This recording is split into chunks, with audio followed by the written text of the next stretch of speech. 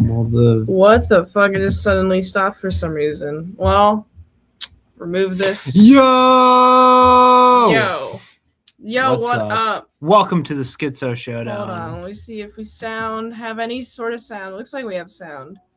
How you doing, Ryan? Yo, what up? Yo, yeah, looks like sound. We do have sound. All right. Indeedy. So we are doing Cube and Backrooms today. What's the results of the poll? Sounds good. Oh, we need a fucking bumper for that too. Oh yeah, the drum roll. On Discord, which you should join, is the link in the description. Are you gonna close the poll?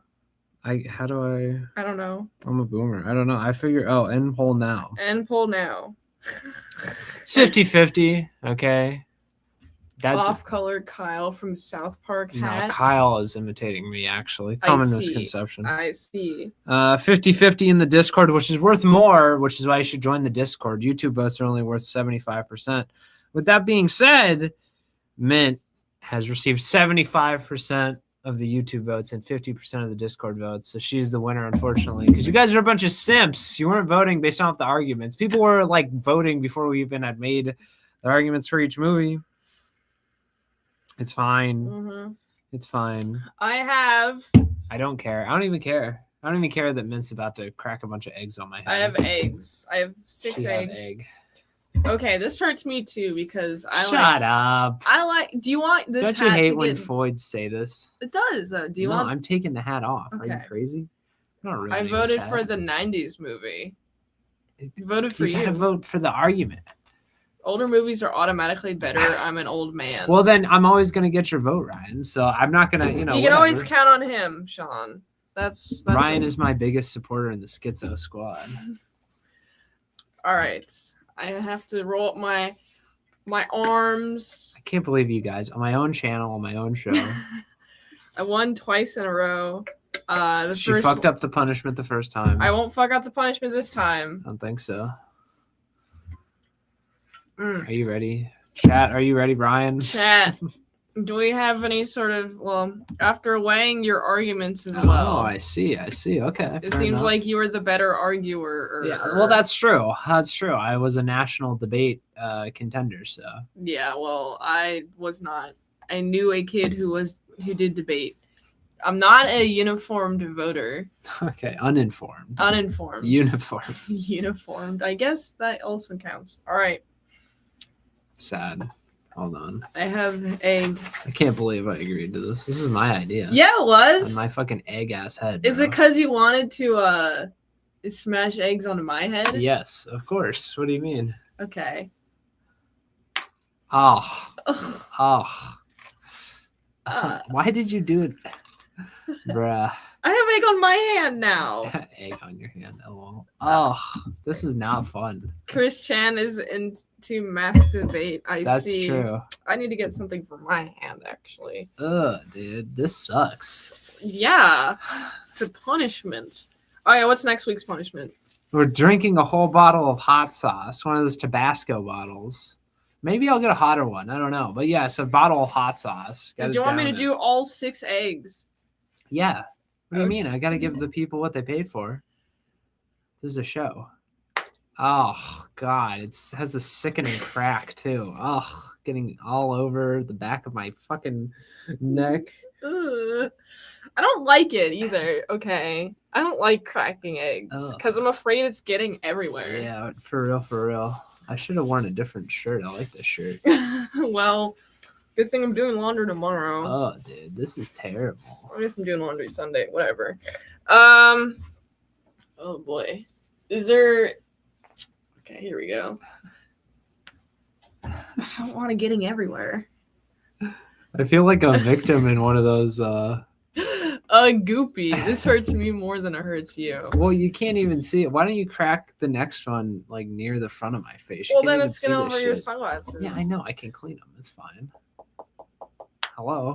Who's there? Oh, dude. You asked for it. Ew. Don't get it on your glasses. It's already on his glasses. It's too late, Ryan. Well, I figured you want it to be visually interesting. It's definitely on my glasses now. Oh, jeez. Covered in egg. Ugh. I'm gonna smell like fucking egg, dude. Well, you can shower after, but we gotta get through the fucking Oh. stream. Oh, dude. Look at all this protein and fat that's getting There's wasted. A bunch of eggs. I'm carrying a bunch of eggs. Did you know that most of the fat content is in the egg yolk and a lot of the proteins in the egg white? That's not true. That is true. That's a common misconception. What are you talking about? Creating a sort of egg harness here. That I have 2 more eggs. Oh, God, it's getting my eyes. Ah. God, I feel it on my fucking skull. I don't got no damn hair. All right, 1 more. Oh, you got egg yolk on your glasses. Guys, please vote for me so this doesn't happen again. Okay. Here you go. Here's like a bunch of napkins. Hold on. We have to get rid of the egg towel. Okay. I'll take care of the egg towel. Are you sure? Don't spill. Hold on. Well, let's see. See what you got going on here. How the fuck am I gonna get this off of you? You're gonna get fucking egg everywhere, dude. Oh shit, there's egg on the back of your I skull. know. Okay. Thoughts? There's a lot of egg in here. Alright, let me put this over somewhere else that isn't here. Oops. She's struggling, folks. Folks, don't look at me in my eyes without my sunglasses on. Let me wrap it in the other towel, question mark? Yeah, that's not terrible. Yeah, we'll do that then. Got a little bit of, honestly, all things considered. How much egg did you get on you? Dude, I got a lot of fucking egg on me. The yolk's on me, buddy. You got egg on your face, so to speak. Alright. Ryan says he's never been into pies in the face. Pies in the face is funny. It is a waste of good food, but it's funny. It's a good waste of good food. It is such a waste of food. Man, I should, you know what we should do maybe is just film these separately. Because it would have been funny if you like chucked them at me or something. Oh, That's yeah. funny. So much egg yolk on you. So much. I don't know. Yeah, you know, maybe we'll do that. The more I think about it, the more I like it. Like where you film the punishments and then show it. Yeah, we film them somewhere and then we just debut it at the start of the stream. This just finished the cube. Yo, he's got fucking egg on his head. Gracious, my man. Actually watching the movies, you're the highest member in the Schizo squad. There's so much egg on you. Ryan voted for me, but I feel like he's more in the mint mob, if I'm being honest. I don't know, Ryan. Do you feel like you're more in the Schizo squad or more in the mint mob? Fucking Gracious, dude. He just finished the cube. He's going to know what's going on. What do you think, Gracious? What do you think about the cube? I just got a bunch of eggs smashed on my head. On my fucking egg-ass bald head, dude. Oh, man. There's a lot of fucking egg on you. The yolk's on me, bro. I'm using up all my napkins I use for my French press. Whoa. Did I do a good job? Yes. All right. The cube is a classic. Love watching it. Yeah, it's great. The cube would have been way scarier if it was also Rubik's Cube. I mean, isn't it effectively? Isn't it? Yeah, it's effectively. It's like a complicated Rubik's Cube. It's like what they say in the movie. It's like one of those. Has anyone seen the what? Like one of those weird combination locks, like a really complicated combination lock. Yeah, it's like a Rubik's Cube if only one piece moved at a time. True. It would be cool if it all, but like all the whole sides moved. That would be cool. But also, maybe it's like that in the sequel or the prequel or the Japanese remake. Has anyone actually seen those? Oh yeah, apparently there's a prequel and a sequel. I'm kind of curious about the Cube extended universe. The Cube. I don't know if people say it's not as good. It's not as good. There's no way it's as good. That concept is for one movie only. That's true. Also, the Cube's pretty good. Cube is really good. All right. I'm just trying to clean your fucking beard. I think I got most of it out. Am I gonna fucking scrambled egg on your head? The fucking egghead, bro. I can't match these colors up. Real life really depends on it. Yeah, it'd be like that. I gotta take this off. I gotta throw away these napkins. I'm gonna have to chug hot sauce next week unless you guys vote for me. Guys, join the Discord, vote for me. Don't neglect, do both though. Don't neglect the YouTube voting. That's how I lost today. is a tie in the Discord, but Mint overwhelmingly won the fucking The YouTube. Ah. All right, that was gross.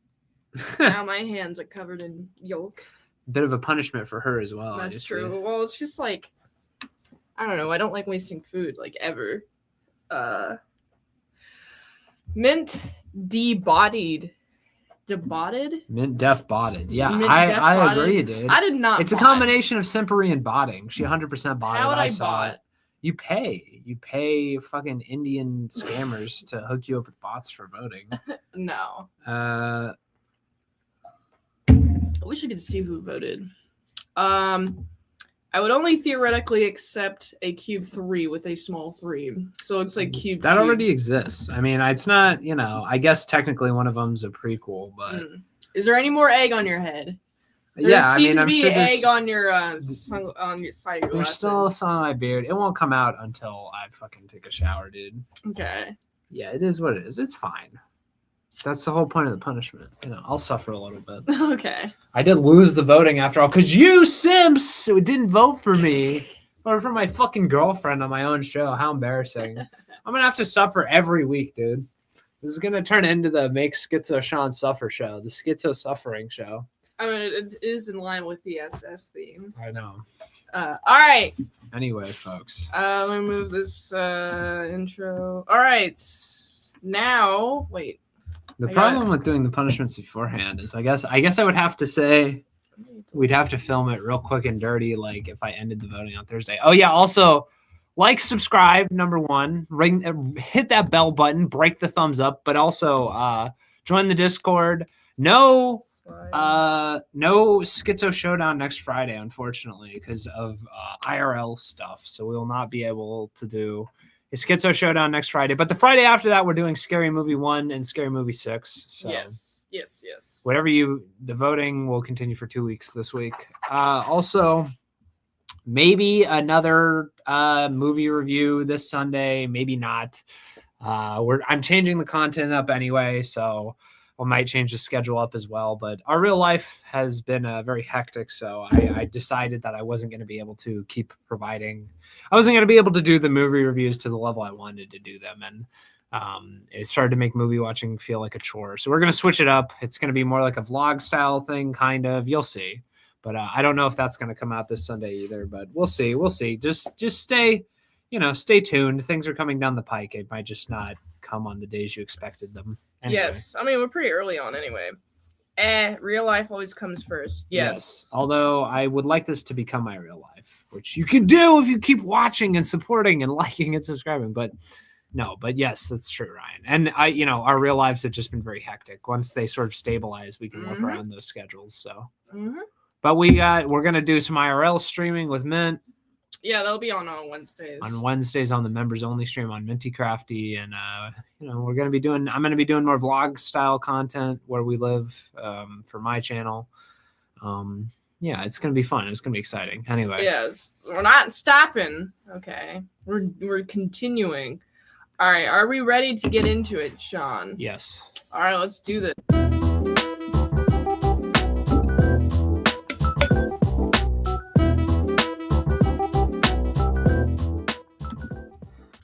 All right. The Schizo Kino this week is Cube from 1997. This one. We all know it. We all love it. It's great. It's a movie about a cube, okay? Directed by Vincenzo Natali, okay? Director of such films as Splice, Nothing, and Cypher. We've all heard of Splice. I haven't heard any of those movies. Starring Nicole DeBoer, Nikki Quandaghini, David Hewlett, Andrew Miller, Julian Richings, Wayne Robson, Maurice Dean Wint. Okay, and it's a fucking Canadian movie. It made $9 million. All right. Hey. So it's a movie about a bunch of people trapped in a cube, and they have to figure out their way out. Let's add this to stage. Here we go. How many fucking slides did I put in here? This first, what the hell? I take way too many fucking screenshots. The other one has 101. But I always like taking screenshots of like the vital information. Oh, I gotta get my notes up too. Oops. Bruh. It's got issues. Ryan says it's been a while since I've seen Cube, but I remember that I really loved it. It's a good film. I was in the same boat. Mint had never seen it, but it'd been probably fucking a decade at least since I've seen this movie. But I think about it from time to time, and I really enjoy it. It's just like a really unique concept for a movie. Yes. So, dude wakes up in a cube room. Okay. Oh, follow me on Letterboxd too, by the way. And then he's like, having a bit of a look. I made too many fucking screenshots. So it's just basically the function is the guy wakes up, he finds himself in a cube room. The other doors, they open to more cubes. And he's like, I'm going to go through this other random ass cube. And then he gets fucking sliced. He gets cubed up, dog. And it's like cubes. Yeah, he gets cubed up by a bunch of like a metal cube slicer thing. And this reminds me of in Resident Evil. There's a famous scene where there's a laser grid that does this to a guy. That's exactly what this reminds me of. But I thought this opening sequence is a fantastic way to establish the rules of the cube. That there's like traps going on. Yeah. And then cube. And that comes out of like it starts as cube, and then the letters come out of the different cubes. Yes. Great theming. Great directing. The directing is fantastic all throughout. One of those weird cult classics that a friend shows you in high school, like Boondock Saints, where you're like, holy crap, this is awesome. It's a very good comparison. I have no idea what Boondock Saints is. She's never seen Boondock Saints, dog. I haven't. What is that? It's got fucking Norman Reedus in it. It's these two fucking like Southie boys fucking being like gangsters and stuff. I've seen both of them. They're really cool. Well, that's fun. All right, we got Cube over here. Oh yeah, this is establishing a bunch of these characters. Like policeman over here. Quentin crawls through, and we got the office man. What the fuck is his name?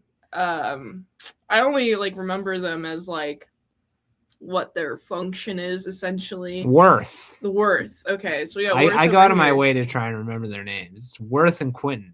So we got Worth over here. He's an office man. He's a gooner. Then we got this doctor woman. She crawls through. Quentin literally, like, as she's crawling through, grabs her and throws her off. Yes. And he's like, I'm sorry. I'm like, dude, you're using way too much force for no reason. There's 6 doors that open.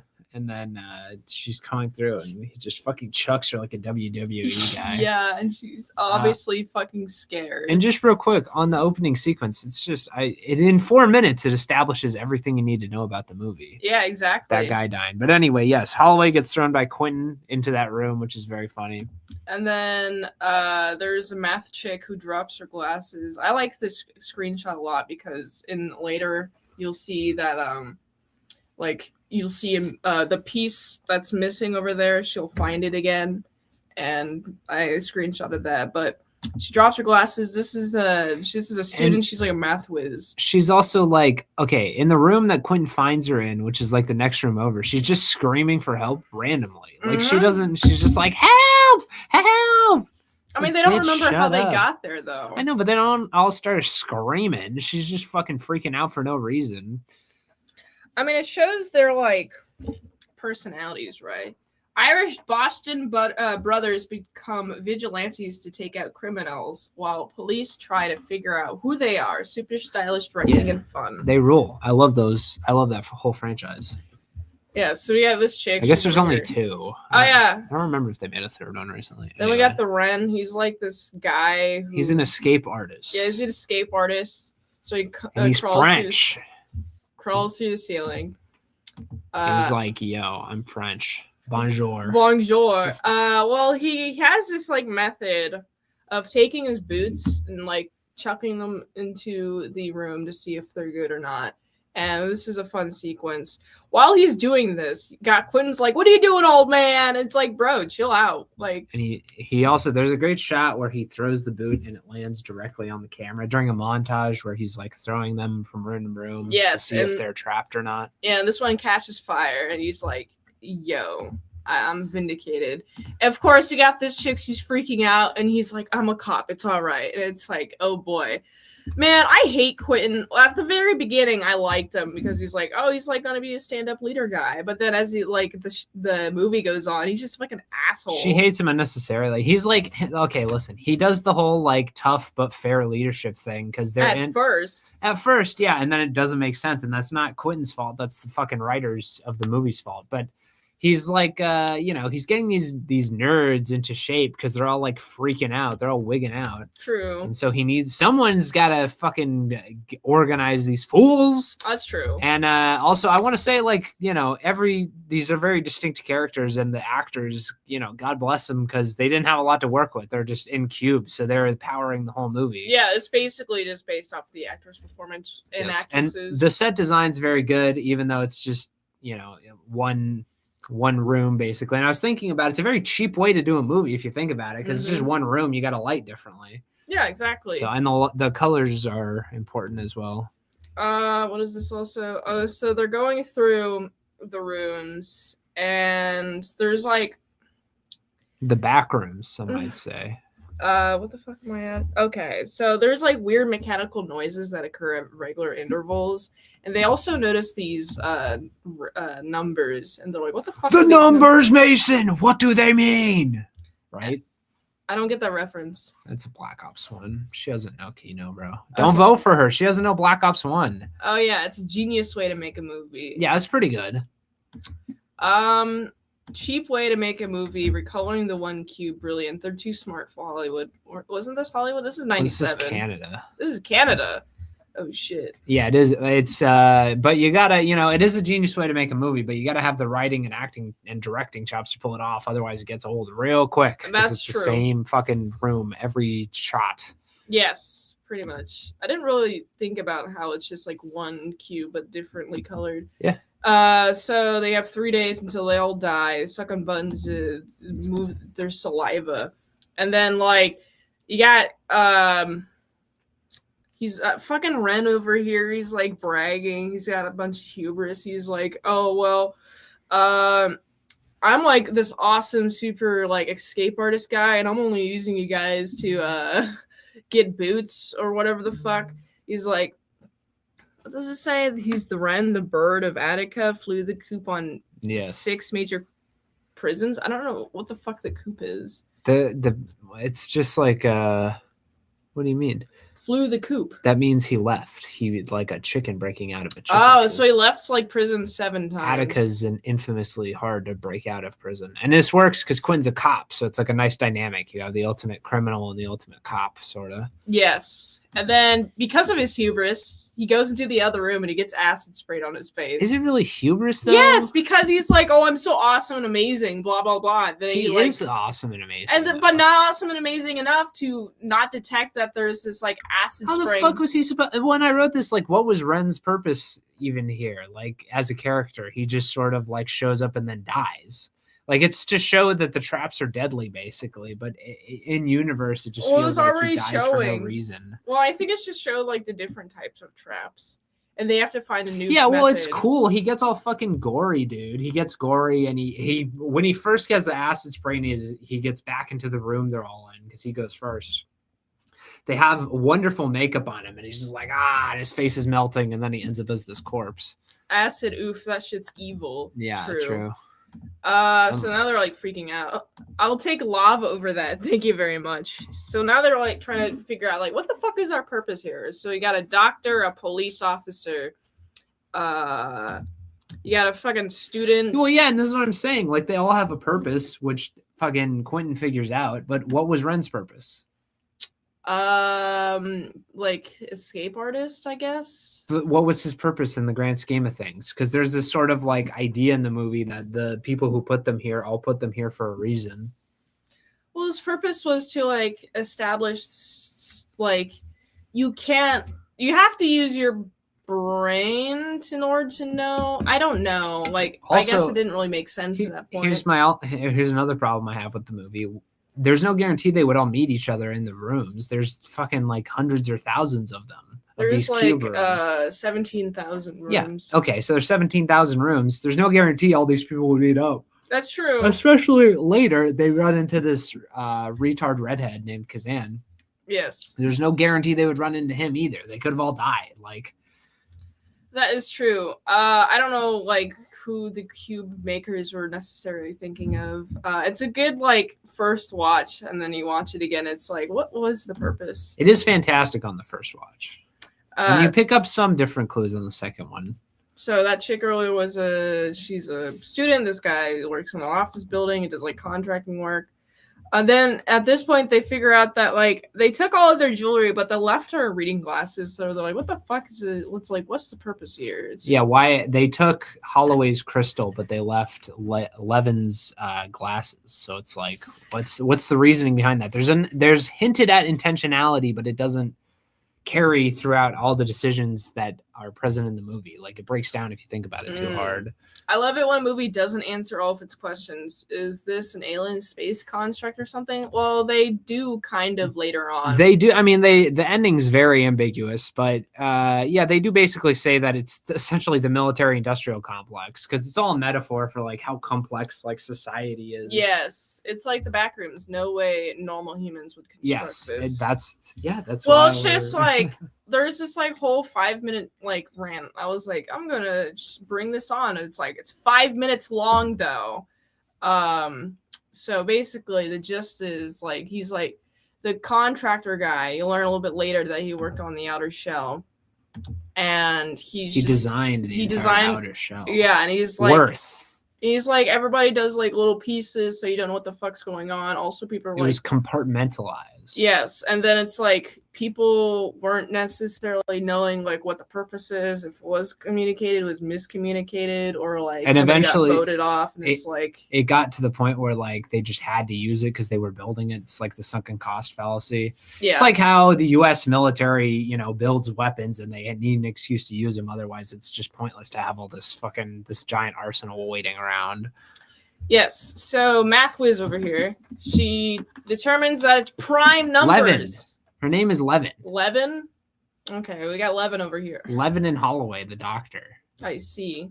Prime numbers, I can't believe it. Prime numbers. And then she's like, wow, I'm going to go through all these rooms learning about prime numbers. If the numbers to each room don't contain a prime number. So. Then they're not trapped. They're safe. Yes. Basically that's the rule, basically. And then they have like this heartfelt moment where he's like, for this fucking Quentin guy is like, I have 3 kids, and Holloway's like, oh well, that must have been hard on your wife. He's like, yeah, it was hard on her. And they're like, what? And he's like, she's not dead, we just separated. It's like, okay, I wonder what caused you guys to separate. And then we learn a bit later what caused them to separate. Oh yeah, and they're like get stuck into this room, and they're like, all the rooms are trapped, fuck. And then they go to the ceiling, and then like fucking this fucking retard falls from the sky. Yeah, Kazan just falls. He should have gotten more injured, especially because Quentin gets injured doing that later, but he just falls through the fucking sky. He's like, Yeah. It's like in Tremors, they never say where the monsters come from. Mutants, aliens, government experiments, prehistoric monsters. They never say. It's perfect. Yeah, I agree. To a point. It has to make sense within the confines of the movie. And the more you learn, it has to fit with within the established logic, which I think Cube fails at. Prime numbers. Who the hell knows those? Friggin' math nerd have another wedgie. And yeah, she's dude, like, Quentin's like bullying her, and she's like anti-Quentin. It's like, yeah, fuck this nerd, dude. Well, I like her. Well, she's pretty lady, I guess. That's why I like her. Yeah, she's easy on the eyes for sure. I want to go back to the blue room. And he's like, I want to go back to the blue room. I like the blue room. I don't like red. Yeah, it's like basically what he's doing. And fucking Holloway over here, she's like since she's like a doctor, she has like some bedside manner about she's momming it up. Yeah, and she's like being nice. And Quinn's over here being like, shut that retard up or something like that. And it's just like being an asshole. But like he like squeals like, even like rocks back and forth. Yes, it's very annoying. Yeah, it's like living with her, dude. Ooh, I know long division. No one cares. Yeah, exactly. Shut the fuck up, nerd. Quinn should have thrown Levin, dude. That would have been awesome. It reminds me of Saw 4, actually. How like each person they they go through rooms like this and they lose a person each time, and each person is sort of like destined to die in each room. But Saw came out, the original Saw came out fucking 7 years after this. You So. never go full retard. Well, this guy is a full retard. I mean, he just is. simply is at all times. Yes. Oh yeah. So basically, there's some conflict building between the Doctor and Holloway and Quentin over here, where he basically establishes that he believes in the official narrative of things, and she's a bit of a conspiracy theorist. But this is like 90s conspiracies where Holloway's just like, fucking, dude, the corporations and the fucking government control everything, man. And Quentin's like, no, have you ever been to the military industrial complex? Can you go there?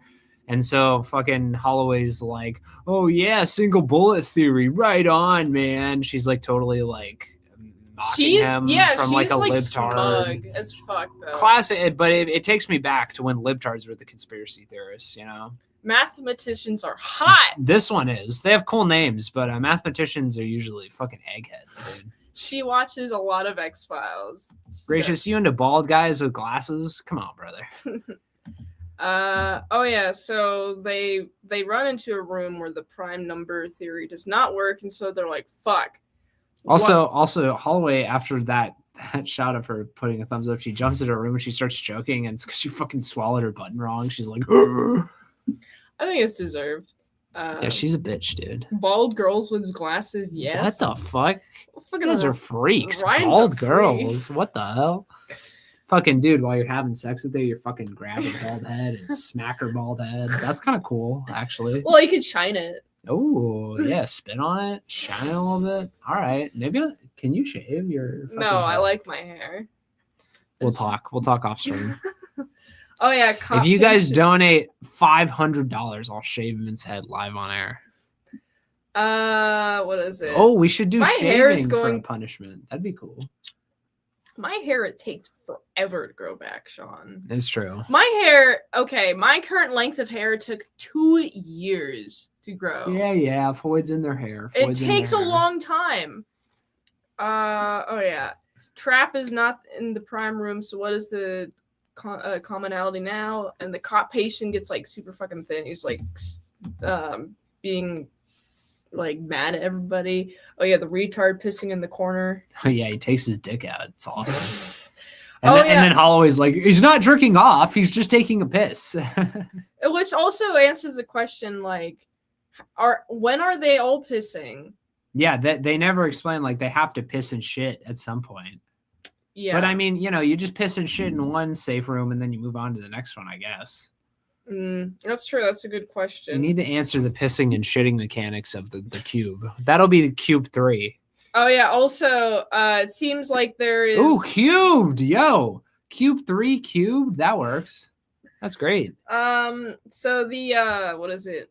You got what the fuck's the office man's name? Come on. I know his first name's David. Worth. Okay. So at certain point, you're going to want to push people into the booby trap rooms. Why though? Quentin feels the exact same way in the movie, but why? Just what? Because hell is other people? Like, I made the cube joke. No, if I had an egg, I'd smash it on my forehead. I do feel like a fool. That's a great joke, though. Great minds think alike, Ryan. I mean, yeah, that's what Quentin feels like. He's just going to throw people in the other rooms. Yeah, but why? Like though? he starts hating on this office, on Worth over here. Get over that guy's the- a gooner, by the way. Quentin's like, "What do you have to live for?" And Worth is like, "Oh, my porn collection." It's like, okay, bro. Yeah. So they start getting at it, and they're like, "What is there to live for?" He's like, total like Reddit gooner Worth, dude, because Yes. he's just like, it's all pointless, man. and Quinn's like, "There's a way out of here." He's like, "There is no way out of here," and everyone's like, "What the fuck are you talking about?" He's like, "I designed the outer shell." But this is a great scene because it's like Quinn's like teasing it out of him by provoking him, and it's just, I don't know, the two actors are going fucking, it's like watching a boxing match. Because eventually it reaches the fever pitch and fucking Worth is like, there is no way out of here. If you're trapped on a desert island, good people eventually can snap. That's what I was thinking. Yeah, but like after a while, like on a desert island, there's basically no hope of escape. And B, fucking this movie takes place over like 2, maybe 3 days. Like it's not like it's been a week and they're going like delirious. It's just like it's been, and at this point in the movie, it's been like I don't even think a day. No, because they haven't gone to sleep yet. So it's like, and there's like a system. There's clearly a coherency to it, and there's a possible escape. So I don't know. I think the like crazy shit is too forced. I think it's so that because they wrote themselves into a corner, and that's the easiest way. It's just like, oh well, one of the characters went crazy. Yeah, this is where like the whole metaphor about society breaks down. It's like it's not, there's not some grand conspiracy. It's just a bunch of people who have motivations for greed and like getting paid whatever, not wanting to question whatever the fuck's going on. And the people at the top, they don't even know what's going on because they're motivated by the same thing. It's just a bunch of like, it's a headless blunder operating, basically. Yeah, the movie basically says there's no conspiracy or rhyme or reason or coherency to everything. It's just like a bureaucratic nightmare. Like the cube, it just moves and it's efficient, but there's no, just does what it does because. You know, every zombie movie ever made, have you ever seen a fully functional group of humans that got along? No. Yes, I have. What movie? What do you mean? What movie? Well, I've seen a fully functional group of humans get along. Well, in a zombie movie, though. They get along. Which movie? I mean, they get along for a while. The problem is, in a movie, you want tension and things to happen. So you don't want them getting along forever. Otherwise, it'd be fucking boring. That's but true. if humans didn't get along, we wouldn't have like large-scale societies. That's our like superpowers. We can act in groups and get along with one another. Bureaucracy, the greatest nightmare of them all. Real. That's True. the ultimate message of this movie. Yes, fuck bureaucracy. Oh yeah, and so Quentin starts beating on Worth. He's Worth. And she's like, and this fucking doctor lady. Yeah, he starts beating him up just because he's like, I mean, this is deserved too. She hates Quentin, but fucking Reddit Gooner over here, Reddit Nihilist Gooner over here, Worth is just like, yeah, I just gooned my porn collection and like it's totally pointless, man. And I also designed this. So Quentin deservedly beats the shit out of him. Yeah. Because like, man, shut the fuck up. I've been around people like this. I used to be a guy like this. It's a fucking nightmare. It's super annoying. Like, that's my point in movie survival situations, you fool. What's your point, Ryan? Have you ever seen a fully functioning group of humans that got along, specifically in movies? Well, no, but that's because of the fundamental aspects of stories. Like, you don't want them to get along. You need tension, basically. I guess I'm arguing that like you need the tension and the not getting along to be realistic, even in a movie. Otherwise, it takes me out of it because I'm like, I don't know. It's just not how people act. I get what you're saying, though, Ryan. All right. What is this one? Oh, yeah. So basically, math chick. Come on. What the fuck's her name? Levin. Oh, it's like 11. Levin. Wow. Okay, that's a good way to remember it. Okay, you got Levin over here. She asks Worth, yo, information, please. He gives information. She calculates, like, it's 14 by 14 by 14 feet. Wait. Gracious. Yeah. Excuse me, Left 4 Dead had everyone working together, and it's great. Yeah, excuse you, Ryan. Left 4 Dead, counterpoint. People turning on each other in a survival situation. They can't work together to survive. They conspire to kill each other. Then how? Yeah, but like explain tribes in real life. Like humans do be doing that though. They do be fucking surviving in groups. Like I don't know. That's just like what we do, dog. True. Oh yeah. So that's what war is. It's a bunch of guys conspiring to kill a bunch of other guys. Now, yes, granted, they're still killing other people, but it's not the in group though. Yeah. For movies like this, I don't know. The problem is a bad movie could do what you're talking about, but nothing would fucking happen because it'd be a bunch of guys working together going, isn't this great? We're working together and having a great time. Just movies. I know, but the problem is the movies need to reflect reality to a certain degree. True. Because otherwise it's not fun to watch. It's not fun to watch a bunch of fucking guys fucking working together. Great. Well, I love my coworker. Oh, well, I don't fucking give a fuck about this. True. So she calculates. Now, Ryan, I'm gonna write a movie that's a bunch of guys collabing together in a zombie survival. You're like, why aren't they situation. helping each other? Yeah, because they would do that if they were real people. These are supposed to be real people. Therefore, they should reflect that, and the tension should build gradually and in a realistic fashion and not come out of nowhere like it does in this movie with Quentin. I just think that like you would need more time or for something to happen or something. Like, but it's just like Quentin just starts being an asshole for basically no reason. Mm. Like you need to exacerbate and ramp up the tension gradually. You know, you have to argue for this movie. Yeah, I know. Because you're making me like. You had to argue for Devil Wears Prada too. True. And you hated that movie. That's the whole point of the show. I originally had this as a 4, but now like hearing your arguments, I'm like, actually, it's not as good as I thought it was. I said all this while we were watching it. What the hell? What the hell is this? She's giving in because it's in front of you guys. That's crazy. Well, I was thinking. I know this. It's a movie, Ryan. I know that.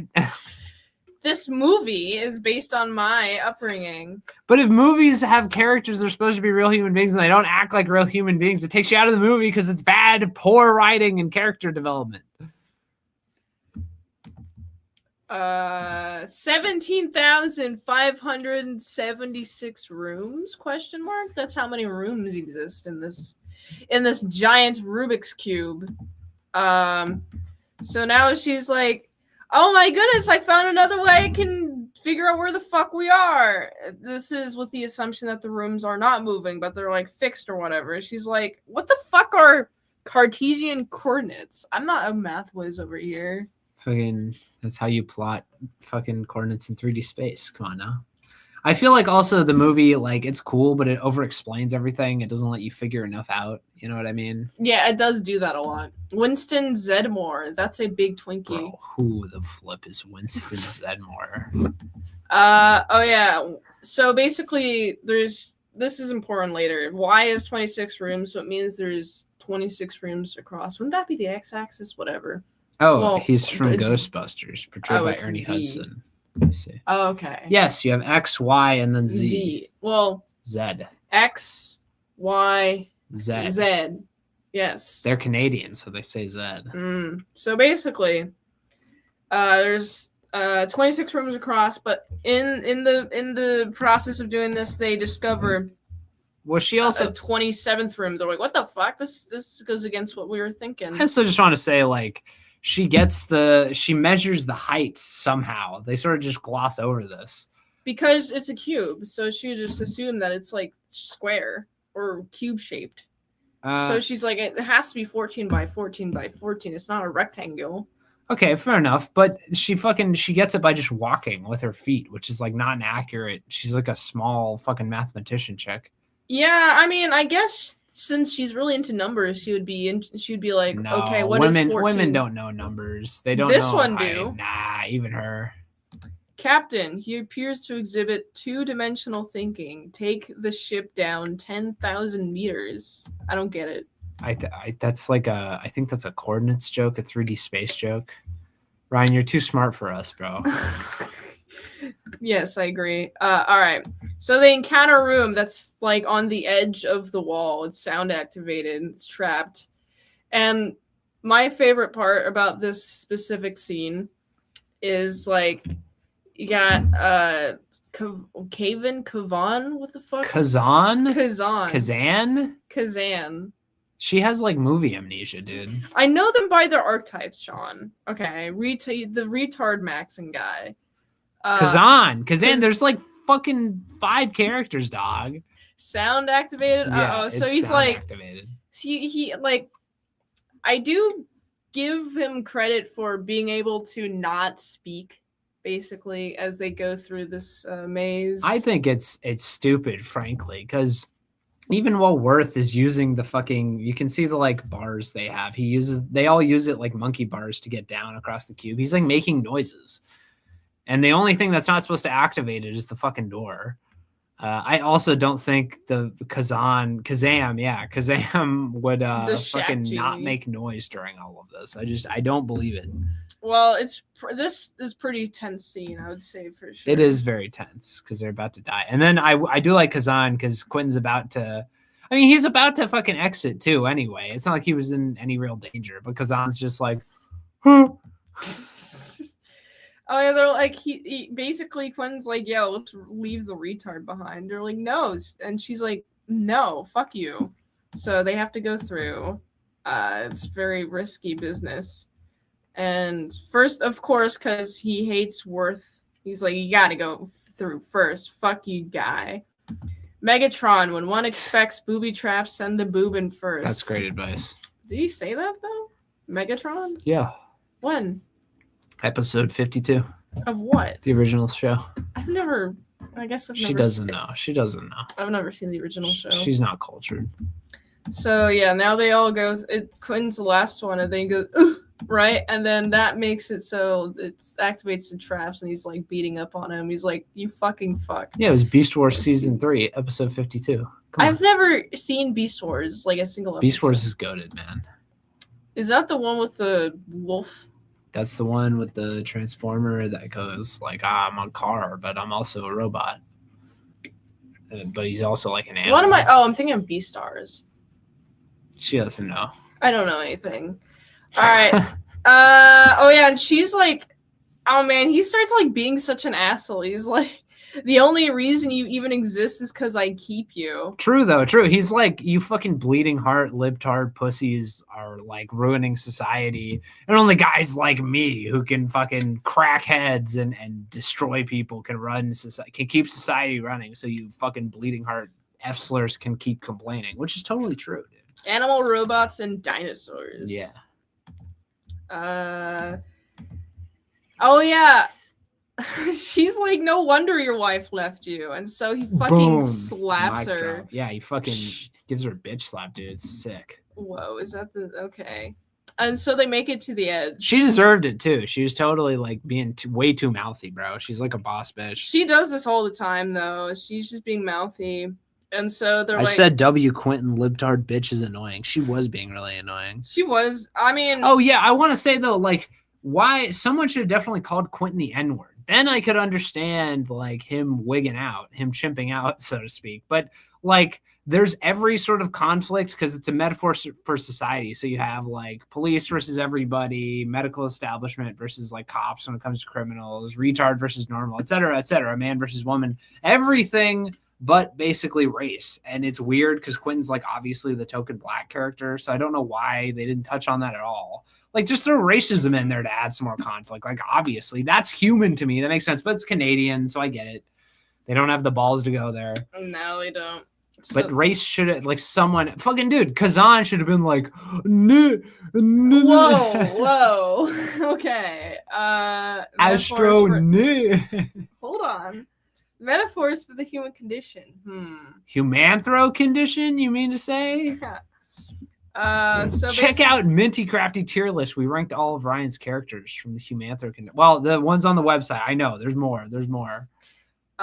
Gracious go laugh Yeah, mode. Thank you, Gracious. Unlike the Humanthro condition, which is slightly nicer overall. True. So they make a rope out of clothes, and you got what's her name? Fuck. Insane, dude. How did she review movies before? She doesn't know any of the characters. We just watched this morning, actually. We finished the last 40 minutes on our second viewing. Come on. Starts with an H. Holloman. Holloway. Holloway. Come on, dude. Oh yeah. Doesn't matter. She's about to die. They have her go out there and they tie a bunch of fucking clothes together. They tie their clothes together in the classic, like, you know, whatever, makeshift rope. But they hold them. They hold them like inside the fucking room they're in near the outside edge. Also, the plan's totally fucked. Like, we're gonna swing you. Why? You can see it's a sheer edge. Like, it's so fucking stupid. But they didn't tie it to the fucking cube. There's a bunch of metal bars running on the sides of every fucking cube. Just tie the clothes on one of those or multiple of those fucking tiny metal bars, and then you can hold it. So as a failsafe, it fucking, you have the metal structure there. But yeah, I don't know why they didn't do that. Tribalism is portrayed by individuals. Brilliant. True. Helen. Yeah, Helen Holloway, I believe. Helen HH.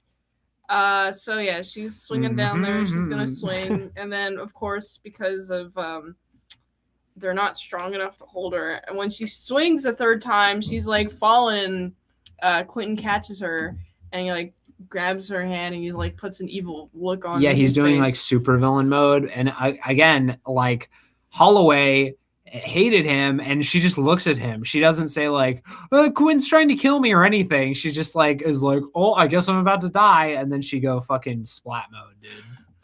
And they're like holding. I thought it was like symbolic for a second, but then he's like, I'm gonna fucking kill you, bitch, and then he like drops her. Womp womp. Womp. And then they're like, she's like, what the fuck? That just happened. She's like, So that just happened. So I found this fun. An hour is how long as I say. That's so true though. That's like, it's just whatever. It's made up, but it's made up for timekeeping purposes. Long live the king. Yeah, time is relative, guys. Yes, that's basically what this is. Just saying it's relative. And so like he wakes her up, puts her in the next room, and he's like, let's leave them. We are the key. And yeah, well, he just like picks her up and carries her to the next room over, which is like stupid. She doesn't wake up at all. She's like crying. It's like she's drugged or something. Yeah. And then he does this weird like sort of psychosexual thing where he's like, man and woman, it's like the Garden of Eden. Like we are the key. We have all the answers. And it's like, no. You didn't really establish this. He's just sort of like breaking for no reason. Like you keep Kazan's a retard, whatever. He's not really useful. But Worth you keep around if for nothing else. Also, I don't know why. I mean, I guess he dropped all the clothes outside, but yeah. It's just better at this point to have more people because you know more minds. Fucking 2 minds is better than 1, and there's no like there's no reason to not just keep the group together. It's not like there's a pressing issue or concern. Oh yeah, now the retard guy go freak out mode, and there is nobody to be patient. They're just being like very short with Kazan. How long have these people been awake? When did they last eat, drink? It's been like 2 days. Yeah, they sleep like once, and I guess there's no they can't eat or drink at all. So yeah, they're pretty much stuck. And yeah, I agree with you. Like they would start to go like sicko mode, to go like crazy mode, but like Quentin, it just feels like it comes out of nowhere. It feels like a hard left turn. Like there was no appropriate build up to Quentin wigging out. So of course they hate Quentin. They're like, Quinn's like, yo, they're fucking spies, and Levin's like, oh, you fucking dropped her, and now they're just calling him a straight up murderer the entire time. And he is. And he starts like beating up on Worth a lot. He's like basically the beat up doll of the state. Beat up doll. Yeah, and this is all an allegory for the state. Fucking. Oh yeah, and they encounter the same room that Ren died in. Yeah, and this is a really cool reveal because Quentin drops fucking Worth down on the bottom fucking door that you slide open. He throws Worth down there, and Worth lands, and he sees Ren's body and starts cackling like in Breaking Bad when Walter falls to the fucking subfloor. Yeah, and then they realize that like the rooms have been moving. How come there's nothing out there? Because there was a room that killed Ren, but now it's gone. They're on the outer edge. But also, wait, how does this work? So they were in the room. Then they went to the next room. Then they fell, but now they're on the outer edge. Wouldn't there be a room between the edge and this? Well, the rooms move. I guess it did move like in the time this occurred. That's his whole point, because he's like, didn't Ren die in this room, and now it's just the edge of the cube. Oof, it's the guy who got acid in the face from Reptile. Yeah, true. So I've never seen that. You know, we haven't been moving in circles. The rooms has permutations. That's what the numbers mean. And then she's like, I know where the exit is. It's like, how, though? Like, personally, I'm like, how the fuck do you know where the exit is? Because she's a fucking math nerd, dude. Damn, it is a Rubik's Cube. It just isn't colored. No, it is colored, though. Yeah, it is colored. Oh, yeah, so basically she's like, okay, so what the fuck do these numbers mean? Oh, they're like power of prime? I don't know. And yeah, Quinn's over here. He's like, you're a math whiz. You shouldn't be able to do this. And she's like, I have to do it with the computer. I can't physically do it with my brain. These numbers are too big. I'm too stupid. I'm just a girl. You know how long it would take to just do fucking 832? It's astronomical.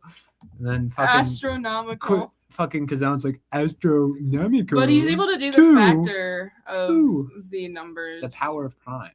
Yes. Prime powers. Math. You're telling me Telethon Boy is a genius? Who the fuck? What is Telethon Boy? It's not telethon. He doesn't say telethon. He says something else. Oh, I was just reading the subtitles. Yeah, I know. The subtitles are wrong though. No one is that math smart. That's like magical movie autism, not real autism. True. So yeah, basically they just use Kazan because he's able to like find the factors of all these numbers. So Quentin's being really forceful here. Yeah, Quentin just forces him to do the factorio. Can you tell me the factor of this fucking number? It's 2 whatever.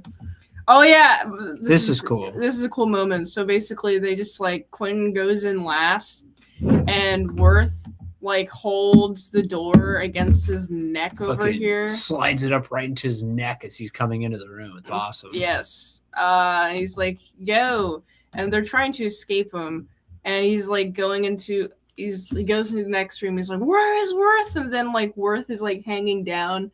And then like he in falls. The room in the bottom. And as Quentin walks towards fucking Levin and Kazan, he crosses over the middle part because he's like, where is he? And then fucking Worth opens it from underneath and Quentin falls and smacks his head and starts bleeding. Yeah, it's pretty cool. So now they're like going through the different rooms and she discovers that, oh shit, we are in the same room. Also, I just want to say the score, like the directing is real cool. They have a bunch of like cool filter effects they put on there that like really make you feel like you're in a cube. But the score is also very cool, very sci-fi, very unique. Yes. Oh yeah. So they're in the room where they started.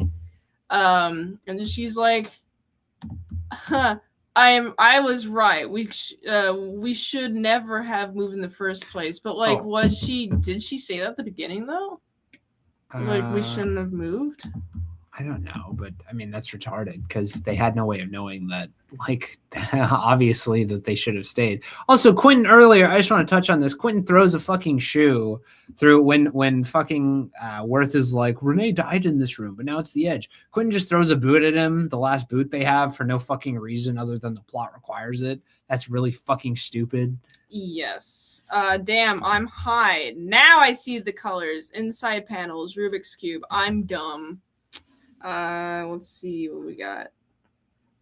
What the fuck? Oh. If you insult or challenge the state, you get killed, is what the metaphor was from earlier. Yes, if you try and challenge the state, they'll find you and destroy you. Yes, exactly. Where the fuck was I? Also, I thought the glass is cracking because they land off like her. They hit the ground in that room and then they break and a piece of them stays there. I thought that was a clever way of connecting.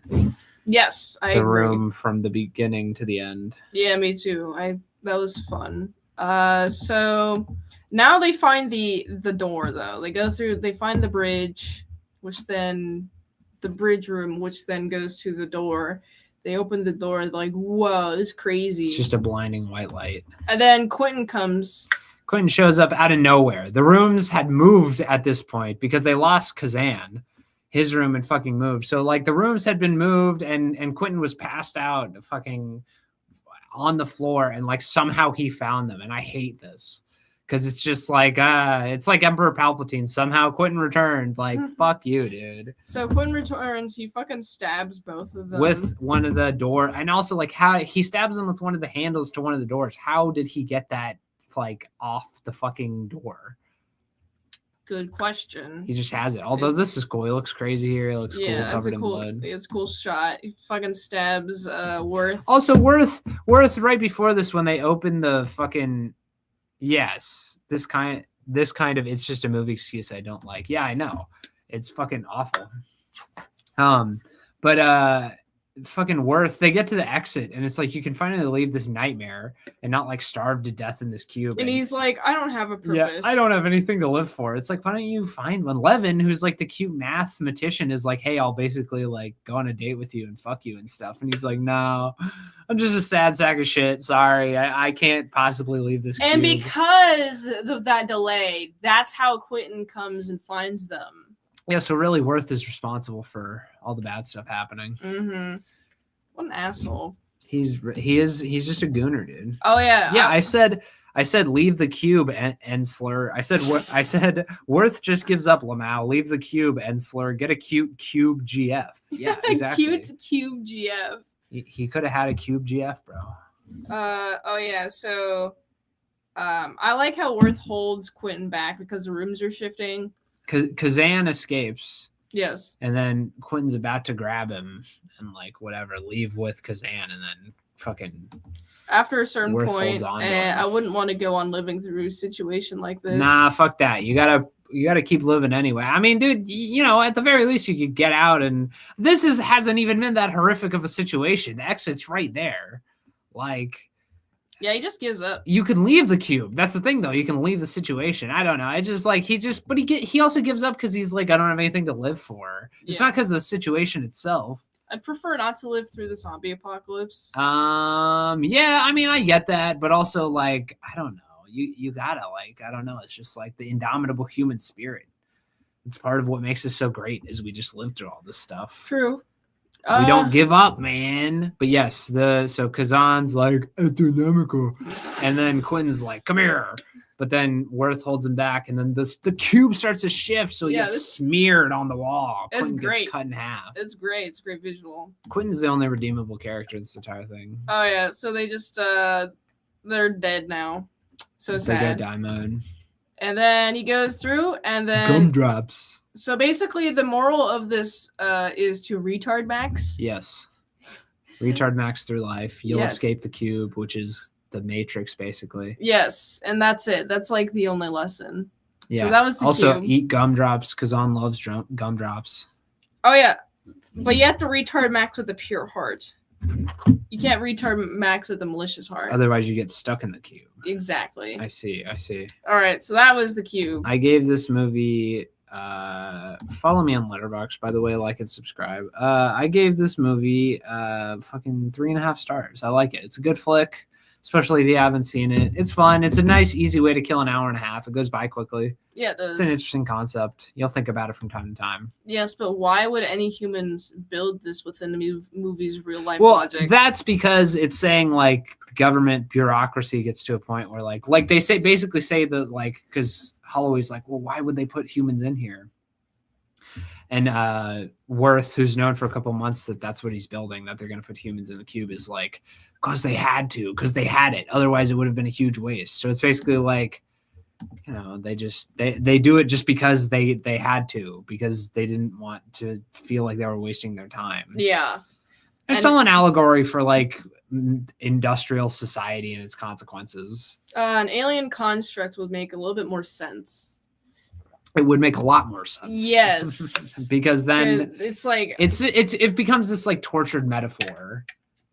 It's very inhumane, but it's like, why would humanity do this? Yeah, well, there's no rhyme or reason. It's like, this is a project that would require like a shitload of resources and capital, and you'd have to find a place to build it and put it together. I mean, it'd be like an insane project, and just for nothing, just because of like a bureaucratic machine that just continues out of like inertia. I think it works better as a metaphor for society. It's, if you break it down into like the real world context of the movie's universe, and it's like, why the fuck did they do this? And normally I think it's, I don't like CinemaSins. I don't think that's good movie criticism. But for sci-fi, I'm a stickler for that sort of thing. It's the one movie genre that I feel like you basically have to really concretely nail down your rules. Otherwise, things fall apart very quickly because it deals with very abstract concepts. Whereas horror and stuff, whatever, I'm less strict about it. This would be like America secretly constructing the Death Star without anybody knowing about it. We couldn't even do that during the Cold War. The Death Cube.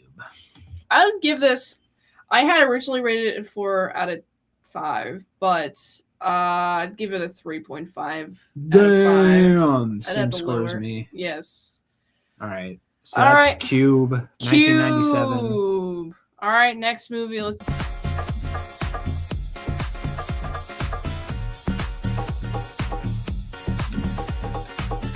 All right. The Minty movie is Backrooms, which is still in theaters right now. Yes, it is. Directed by Kane Parsons, young director, infamously. He's like fucking 26 or something, right? He's 20. Yes, he's 20. Sorry. Oh, shit. He's younger than us. Curry Barker, the guy who directed Obsession's 26. Kane Parsons is 20. It's his directorial debut. Nice. It's based off a fucking 4chan creepypasta of someone. Explains a lot. I thought about actually. this. Who posted the original image of like the Backrooms, of that creepy like liminal? They used to be called liminal spaces before they were called Backrooms. She didn't know about any of this. Nah. She's like a fake Zoomette, bro. Mint, I drew you as a ring-tailed lemur before. What the hell? Is that true? I think it's in the Hack the Movies Discord, actually. What the hell? That's cool. Let me find it. It's been a while. What are you gonna draw me as, Ryan? Good question. Is it raining right now? Come on. I want Ryan saw rain. the Backrooms. Pretty neat. Now, did you like the Backrooms or Obsession more, Ryan? Because that's sort of what's Good going on question. right now. I agree. The first time I watched it in theaters, I was drunk. And I missed a crucial part, which is the guy watching the monitor. But on the second watch, it's a lot better. I like this movie I agree. a lot better on the second watch. The first watch, I was like, and what I the picked up a fuck? lot more. It's this in the same way the cube is a metaphor for society. This is a metaphor for psychology. It's just much better done. It's not nearly as on the nose. Can I find Didn't it? see Obsession. Didn't sound like my cup of tea. I mean, I don't know, man. It's a great movie, but I get what you're saying. Maybe you're not into horror movies or that sort of horror movie. Where is it? Or crazy bitches that would fucking wear your skin like a sweater because they're so in love with you. Where am I? I'm in the Hack the Movies Discord. So this has the main characters Chiwetel Ejiofor is Clark, okay, and Renette Oh, here it is. Rensiv is Dr. Mary Klein. Here you go, Sean. Wow, that's cool. Yes. Bop. Nice. W. Yes. Tony fan art. More like Tony Fart. This was done last July. This movie was made for Oh my goodness. $10 million and has a box office of $226 million. That's a and good counting. return. It's going up as we speak. All right. Backroom notes. Here we go. Let's get it. Add to stage. Bop. All right. This is the very, very opening. Yes, it starts 19 June of 1990. It's a very 90s movie, which is Juneteenth. Oh yeah. Did they This is have very Juneteenth, fitting because the though? main character is black. Yeah, Juneteenth technically has existed since the end of the Civil War. Oh, really? That's what it's commemorating, is the end of slavery in the United States, because there was an area of Texas that still had it, and at the end of the Civil War, they ended it there, and that's considered the end of slavery in the United States, which happened on Juneteenth in like 1865. I had never heard of the whole Backrooms thing before Tony did his live stream. Well, yeah, that makes sense for you because you're like a millennial. She's a Zoomette. I knew about the Backrooms forever, like the pools and all that shit. It's a huge like internet lore rabbit hole.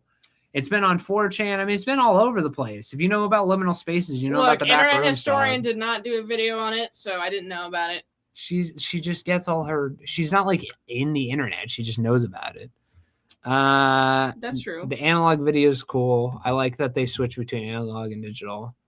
All my life, I've heard of Kwanzaa. I've never heard of Juneteenth until a couple years Yeah, ago. no, I mean, Juneteenth's a totally astroturfed holiday. Yeah. Under like Biden, they would just wanted another black holiday. Kwanzaa's fake as fuck, but at least Juneteenth has, which is a week away. Yeah, we're taking Juneteenth off. Yeah, we are taking Juneteenth off in honor of this movie. Fucking no, Kwanzaa's also fake, but at least Juneteenth has like a real historical president. Kwanzaa's just made up by an insane sociopath who would like whip women with cables, Oh, wow. lighting cables, Um, cords rather. He also like brand them and stuff. He was a real piece of shit, that guy. Wow. So this, I like the 90s video camera parts, very Blair Witch Project Yes, vibes. I'm I sure think that's that's where they probably the got it. inspiration. 100%. All right, so yeah, we're dudes in the back rooms. You guys Great. like in a camera guy. Yes, and great set design, by the way. They built all of these rooms on like a giant set. So, Yes. but yeah, the whole concept of the Backrooms is it just feels like a space you kind of recognize. Like we've all been in office spaces when no one's there. it kind of reminds me of like a weird mansion, like where how they have all the arches and like weird balconies and shit. You no clip out of reality. What? No clip out of reality? Do you know what no clip means? No. I can't with my go. I don't even know this person. No clip is a cheat you can use in console commands on like fucking CS:GO and other games to like let I you don't break out of the play. bounds of the video game. But you should know this is common Oh, I lingo. played a lot of Pokemon. Oh my gosh. And dude. I did, no clipping on Pokemon. I don't think so. Well, I did what is it called? Fuck. She Action Replay. She went on Tumblr. She played Pokemon, and she watched Steven Universe. That's like all she's ever done. My last job as a night security Whoa. guard, I saw a lot of office building floors being renovated and under construction. Looks very similar to Yeah, this. you worked in the Backrooms, dude. It's true. So yeah, they encounter. I don't know what the fuck this is. It's like a bunch of radio equipment this dude does. No, it's like their monitoring equipment. Oh yeah. Well, part of it's radio equipment. It's just like their home base for exploring the Backrooms. They're part of like it's called Async, a company that explores this area, this liminal space, and documents it. They find a dead bird. Well, it's not dead. It kind of gets like You think flies, it's dead. You think it's dead, but then it flies It's away. a seagull, and then it flies. And he fucking runs because there's this like weird ass creepy guy coming, and then he encounters. He gets cornered. Yes, he gets cornered by this monster. And already, because the whole thing's a metaphor for psychology, so Clark's like psyche manifests in the Backrooms, and you can already see that there's no credit signs from Captain Clark's, so it's already hinting at what's to come. Yes, I'm so hipster or whatever. I was working in the Backrooms before I had even heard of them. That's true. Lol. You're way ahead of the curve, Ryan. Such a hipster. And then yeah, he just dies or whatever the fuck in this room. Yeah, he gets eaten by the monster. Yeah, he goes slurp slurp. All right, and then that guy got monitored. The feed went to this monitor, but it's like these guys are just watching these people die in the Backrooms. It's a cool transition though. Well, they found the camera, and then they're seeing like what happened to their employee basically that was exploring the Backrooms. Because he's like calling for help. He's like, "Please come rescue me! Come on, guys!" But then like, how would I guess?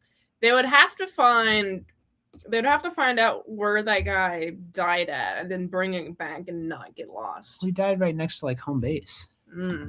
I figured that the organization would be a way bigger part of this movie. Yeah, I mean, honestly, I expected more exploration of the Backrooms. I feel like they didn't explore it nearly enough. But yeah, I mean, I think the organization's like sequel bait, basically. Yeah, pretty much. I think this movie will get a sequel. It's getting a sequel. So is Obsession. They both made a shitload of money. Yes. Backrooms. Oh, the Backrooms. And there's a really cool transition from this to fucking Mary, the psychologist. Her handprint. Yes, she puts her handprint in because her psychological journey is about like overcoming her abusive childhood. Yeah, because her mom was like really fucking weird. An insane psycho, like conspirator. Oh yeah, just like Holloway kind of. I really like this transition, like them from their childhood to the house being demolished, and you can see the house being demolished in the background, and you got the psychologist over here. Yeah, and she's just watching it happen. Yes. And I thought this was a nice touch. She takes her handprint, but she leaves her mom's handprint. Yes, she does. She takes her handprint. Which is like saying, like, fuck you, mom. Like, I only care about my child self. I mean, the mom was cool, man. The mom was a psycho. Oh yeah, we got a good shot of I really like the shots. We got like a shot of the furniture store. Mary's background took me a while to piece together, but then I was like, oh. Yeah, I was the same way. On the second watch, I watched it a lot more closely and I was sober, so I picked up on a lot more of that. And I was the same way. Like, it slowly dawned on me. I was like, oh, this is really good, actually. The threads sort of come together nicely. And yes. their stories intertwine nicely. And they're both sort of battling their demons in the Backrooms. I think it's a better movie on the second watch. Yes, I agree. Yes. Also, fantastic directing as well. Better than Cube. And I would honestly say probably better than Obsession. I don't know. It's really well done. Just the various camera shots, and it's very atmospheric.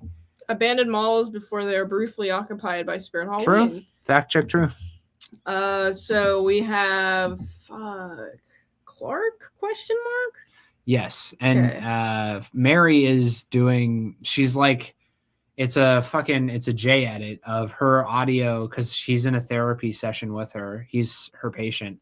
And the audio from that therapy session is on this part of the movie right now. And it's a fantastic, like, it's playing over and it's just really well done. Yes. Because she's saying, like, you need to fucking get over yourself, dog. Oh, yeah. Rip Off is like spray painted on his furniture store. Yes. Rip Off because apparently his furniture fucking sucks. Yeah. No one's ever in there. It's just him and other people that work for him, basically. How the fuck does he still have it, though? Well, it's also, and this is pointed out, well, I don't know. He obviously makes enough money to keep it open. But very confusing branding. He's both Captain Clark, which is a pirate, with the Ottoman Empire, which is like sultans and stuff. Fucking Clark, you fool. Yeah, he's stacked up to the bills. He's got a bunch of bills, but he's also an architect. You can see this is a good establishing shot. There's a lot of character being done here just on the set. Very well made movie. Yes. So he's in the therapist's office. We cut to the therapist's office that the narration was carrying us to.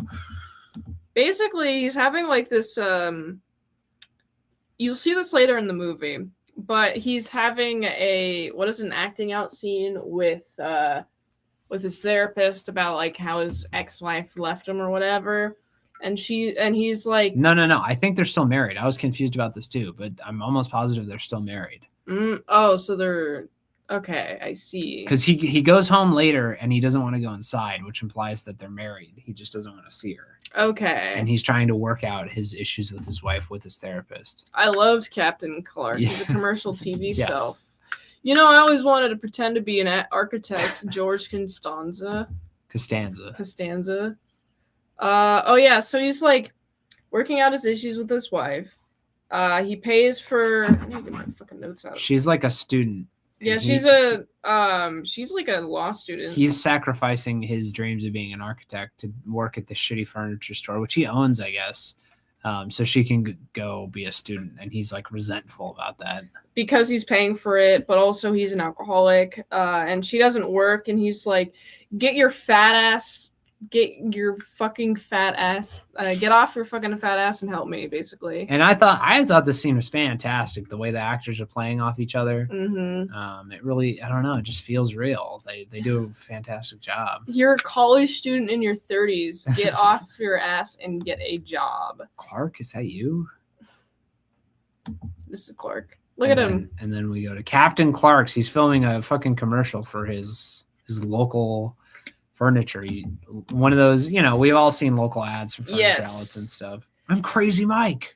Oh yeah, so these are his. I'm just giving it away. Whoa, oops. So this is the guys who are filming, and also I like the shot of the end apartheid. Apartheid, which is very 90s. This would have been when South Africa still had apartheid. There's a huge movement. Do you even know what apartheid is? No. In South Africa, the white British descended people kept the like black Africans as like second-class citizens, and they called it apartheid. So there's a huge push in the 90s to like sanction South Africa until they ended apartheid. Oh, okay. So they're like trendy liberals who are supporting a global like anti-racist cause, which fits because they're art students. That makes sense. I love this commercial. Yeah, the commercial is fantastic. My prices are so low, I've been declared legally insane. Yeah, exactly. I thought it was those aliens, ? What aliens? For apartheid? Alien apartheid? I don't know anything about this, so I'm gonna hello? Refer to you. Hello? That's what I'm thinking of. Well, the apartheid is just a nice like nod to like that's a realistic thing in 90s arts. Oh, a District 9 movie? Oh, yeah. Okay, I see what you're saying. Yes, that's an allegory for like South African racism and apartheid. Yes. Tis a jest. Yes. But whatever. That's an accurate representation of what a 90s liberal art student would be wearing. But it's just important because later in the movie, like it stands out to a stink shirt and it shows up later. Yes, it does. And it's I cool. took a screenshot of that. All right, so you got a fucking electric man over here because the electricity is being all weird and fucky and keeps flickering. I used to be an electrician's apprentice, so I'm glad I'm getting some representation in movies. Okay. But yeah, he's like, your shit's fucked, dog. I've had conversations like this, dude. Your shit's fucked, dog? Yeah, owners are like, oh, my fucking electricity's fucked up. And as the electrician, you have to be like, I don't know, man. It looks fine to me. It keeps flickering. Maybe those places are haunted. No, it's like, dude, the last guy did some shitty wiring or something. I don't know. But I have a problem with this because it's like, again, it's implied that like the Backrooms fucks with the power and like there's a random switch installed on the fucking circuit board. Yeah. That like which is just like jammed in there, and like when Clark flicks it on and off, it like makes the power turn on and off and like fucks with the power, but it's never like established like why they're fucking with the power, how. It's just spooky. It's just like power go weird. Kind of like electrical technician man. Yeah, he's awesome, dude. He's like, Well, there's your problem. So yeah, he's nobody goes to the store. Lights flicker. He's watching like just TV in bed. He's drinking alcohol. I want to say this. That is my fucking dream, dude. Like What? being alone. I've literally like fantasized about this forever. I love fucking furniture stores. I love American Furniture Warehouse. I love IKEA. I love them. I love them. I love them. And the idea, I've wanted to stay after hours and like party in them. I wanted to invite all my friends over and have a giant party and rent out a fucking IKEA where we all do like drugs and get fucked up in an IKEA, and the power works for everything. So you can do shit like this. You can sit in a bed and watch fucking TV. You can watch movies everywhere. You can play music, and you can just get fucked up. And it's like a bunch of different homes and stuff. And I just love like rooms within rooms, houses within houses. The casino in New York, and Las Vegas is like this. But dude, getting drunk after hours in a furniture store, my fucking dream, dude. Clark's living the dream. Anyway. Yeah, I wish this was me in IKEA, personally. He's drinking alcohol. Sleeping in a furniture store, as I call it, a slumber party. Hell yeah, dude. We'll invite you, Ryan. Is that Diet Coke back there drink, or is it empty? No, it's like half drink. Okay. So yeah, the Thank you, Diet Coke and the World Cup, FIFA, for sponsoring this stream. We love you. So the lights go back on. He's like, what the fuck? Right? He goes to his house. Yeah, he's just like, I'm fed up with all the power issues. Blah. Yeah, basically. I found this interesting. Where the fuck is the perspective? There's no perspective grid here. Also, side note, Mary sells a tape to people, and Clark's listening to it on the drunk drive home. So he's like interested in his psychologist. It's just a nice little touch. It builds out the universe. She's like a real psychologist, also doing ads and stuff. That's another similarity between her and Clark. They're both like entrepreneurial. Also, I found this interesting. Like, she's like at this weird housewarming thing, and she like grabs drugs and takes it. It's like weird. It's a slightly abstract Jenga tower. True. Yeah, I guess so. There's another great shot of her in this party when she says you have to transition and step through a window into your real life or something, and she steps through a door. She says that. Just very good filmmaking. Yes, I agree. It's like, what fucking drugs is she taking here? It's like some weird white pills. It's whatever. I don't know. It's whatever. Oh yeah, he's Big Wayne. Can't spell Wayne without a W, dude. He's a fucking W cowboy. Yeah, he's the other competitor. Yeah. Furniture store, and he's like really mad. And he's drinking. Yeah, Clark's like seething, watching fucking dude. Good old Big Wayne in his own furniture store. But then like it flickers off, and then it shows the back room. He's like, "What the fuck is this?" And then the light flickers, and so he goes down to the breaker, but he turns all the breakers off. Like, it just flips them off, but the lights are still on. And then he goes to like flip them back on, and like the lights go back off. And it's like, your breakers don't even work properly. And I said this, like, the whole thing's a metaphor for psychology and like stuff from his store and his brain and like past is manifesting in the back rooms, but it's messing with his power, which is like a real physical thing in the world. So it's just confusing. I mean, I'm not as harsh on this one as the Cube, because the Cube is very material based. This is a lot of metaphorical stuff, but even so.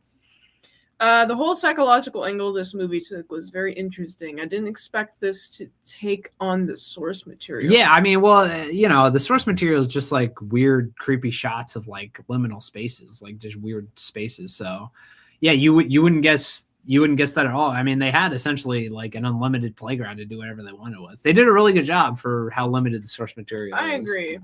Don't shut off all the power, man. You'll shut off the ecto containment unit and free all the ghosts. Well, he wants to get rid of all his ghosts, so the ghosts of his past. Yes. So, he finds a backroom portal thing. I thought, shout out the VFX on this. I thought him and other people later phasing through the wall. I thought it was really well done. Mm-hmm. Looks realistic. Also, since his electricity is fucky, it's like, I think it's a good excuse to have like weird weird lighting. What do you mean? Because is like he turned on his breaker and all his lights are off, but he turned off of his breaker and the lights are still on. But it's just like it can justify the lighting inconsistencies. How? That's not how electricity works. Well, his fucking electricity doesn't work normally. Why? I don't know. Because it's being siphoned off by the Backrooms. They don't establish why, how, for what reason. It's not consistent at all. I mean, that part is not consistent, but it's like a horror movie, so you're supposed to like I know you're supposed to have a suspension of disbelief, and I do. But especially someone with an electrical background, it does irk me. Well, I'm not an electrician, Sean. Yeah, I never was. I am. Simple but good effects. Nothing over the top. Exactly. That's true.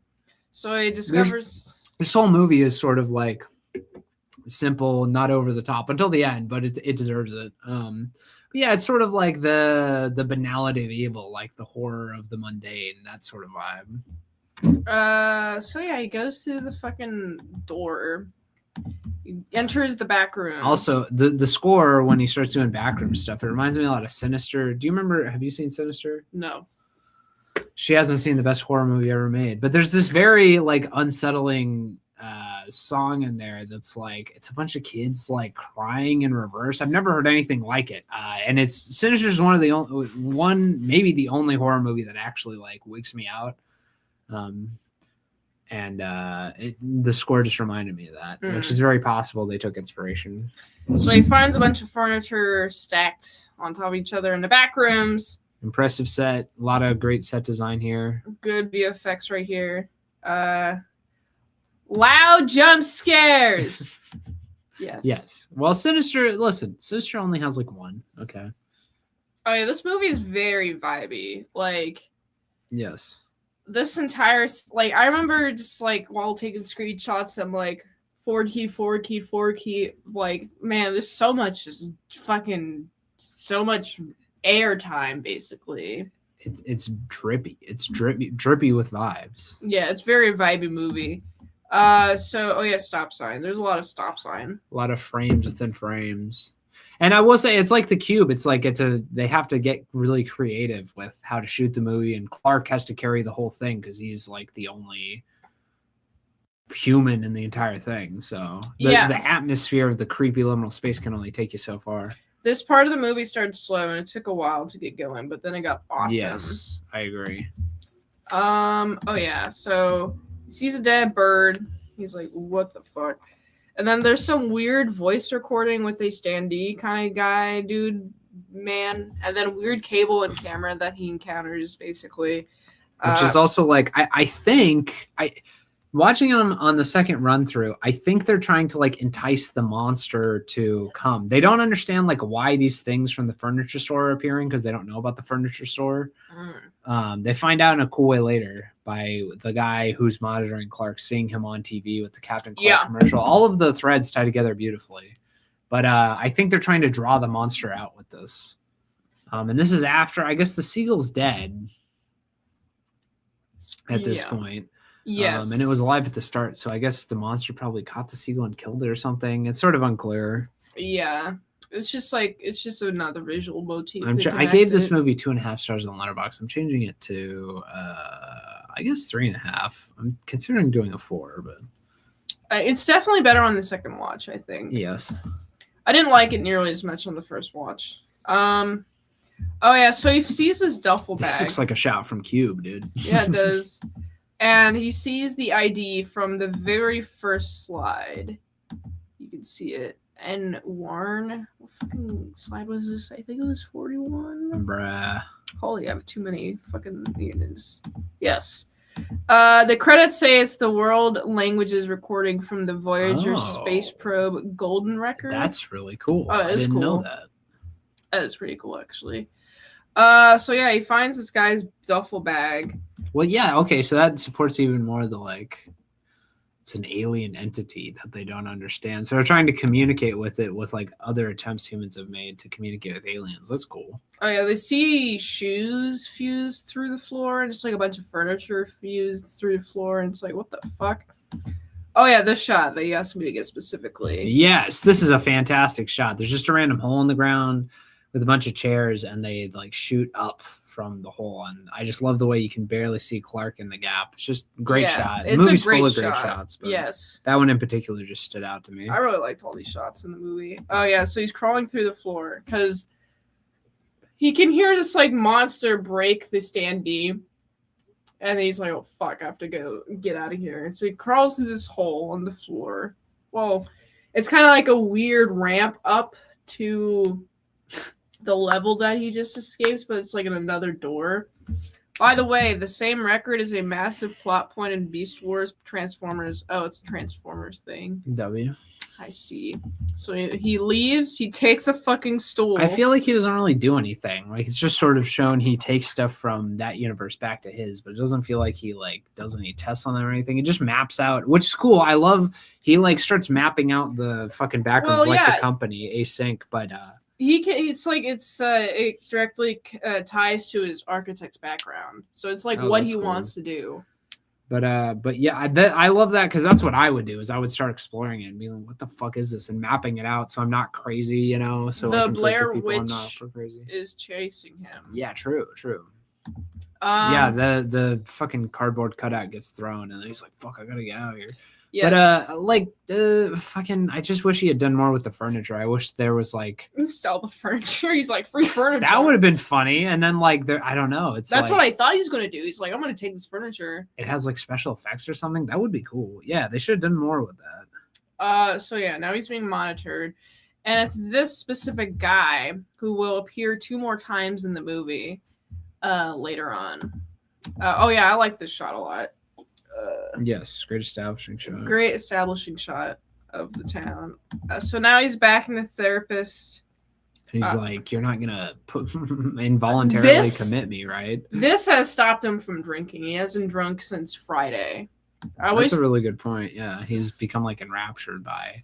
He's like, it's because his life was so mundane. He's like feeling drowned. He's like drowning, basically. To me, this is all a metaphor for like work. Like subsuming him, basically, like him coming to terms with the fact he has to work at the furniture store and not be an architect. Yes. And him like his work's consuming him to the point where he's not drinking anymore. I wish the Backrooms ended with an actual minotaur. Nah, the giant pirate version him schooler. Yeah, I agree. That was cool. So he hasn't had alcohol since Friday, so he's like really consumed by the Backrooms. And he's like, I found something in the store, and the fucking lady's like, what the fuck are you talking about? He's like, he shows her a map, and then he doesn't believe her. And so he's like, I'm going to come back with proof. And she's like, what the fuck? And so he goes to these douche canoes, the fucking cameraman from the beginning, like it's a labyrinth. Yeah, but like, what would be? You'd have to justify it with the psychology, Ryan. If you can justify it, I'm for it. So he hires the camera people to. He's like, "Come on, you guys, come back tomorrow. I'm gonna pay you guys overtime, okay? Because I need to record this." And so they're recording them going inside the back rooms. This is a cool shot I found. Oh yeah, they're both going. All 3 of them now are going into the back rooms. And I just like this because it's like it just feels realistic. Because so many times these movies, like, I feel like the main character just like accepts it and doesn't really like try and actually figure it out. Mm-hmm. They're not like questioning it at all. They just take it for granted. But he's trying to get like proof to show people, you know? Yeah. And so he has found this like really steep thing. Steep, what is it fucking called? Hallway? Ramp? Yeah, it's just like a ramp hallway. And so he's like, he grabbed a rope, puts it around the cameraman. And he's like, why didn't you anybody else? He's like, well, it's my student ID. It's like, okay, that's a good justification for this guy. Yeah. So he goes downstairs. It fucking stinks in here. Bad subtitle. I don't know why I couldn't figure out how to turn off the fucking subtitles. Oh, this is on Flixbaba.com. Yeah, I literally how do you turn off the subtitles? Right. It's on you gotta hit the settings. I did though. It just says, it says subtitles. No, you didn't do it right. I'll show you tonight. Okay. Like Obi-Wan going through the Gungan's underwater bubble shield. True. Oh yeah. here's that shirt. There it is. Whoa. And I was like, Nice how reincorporation. how the fuck did he get that shirt though? The monster. It's like I took it as like it's a manifestation of the shirt. It's like a copy.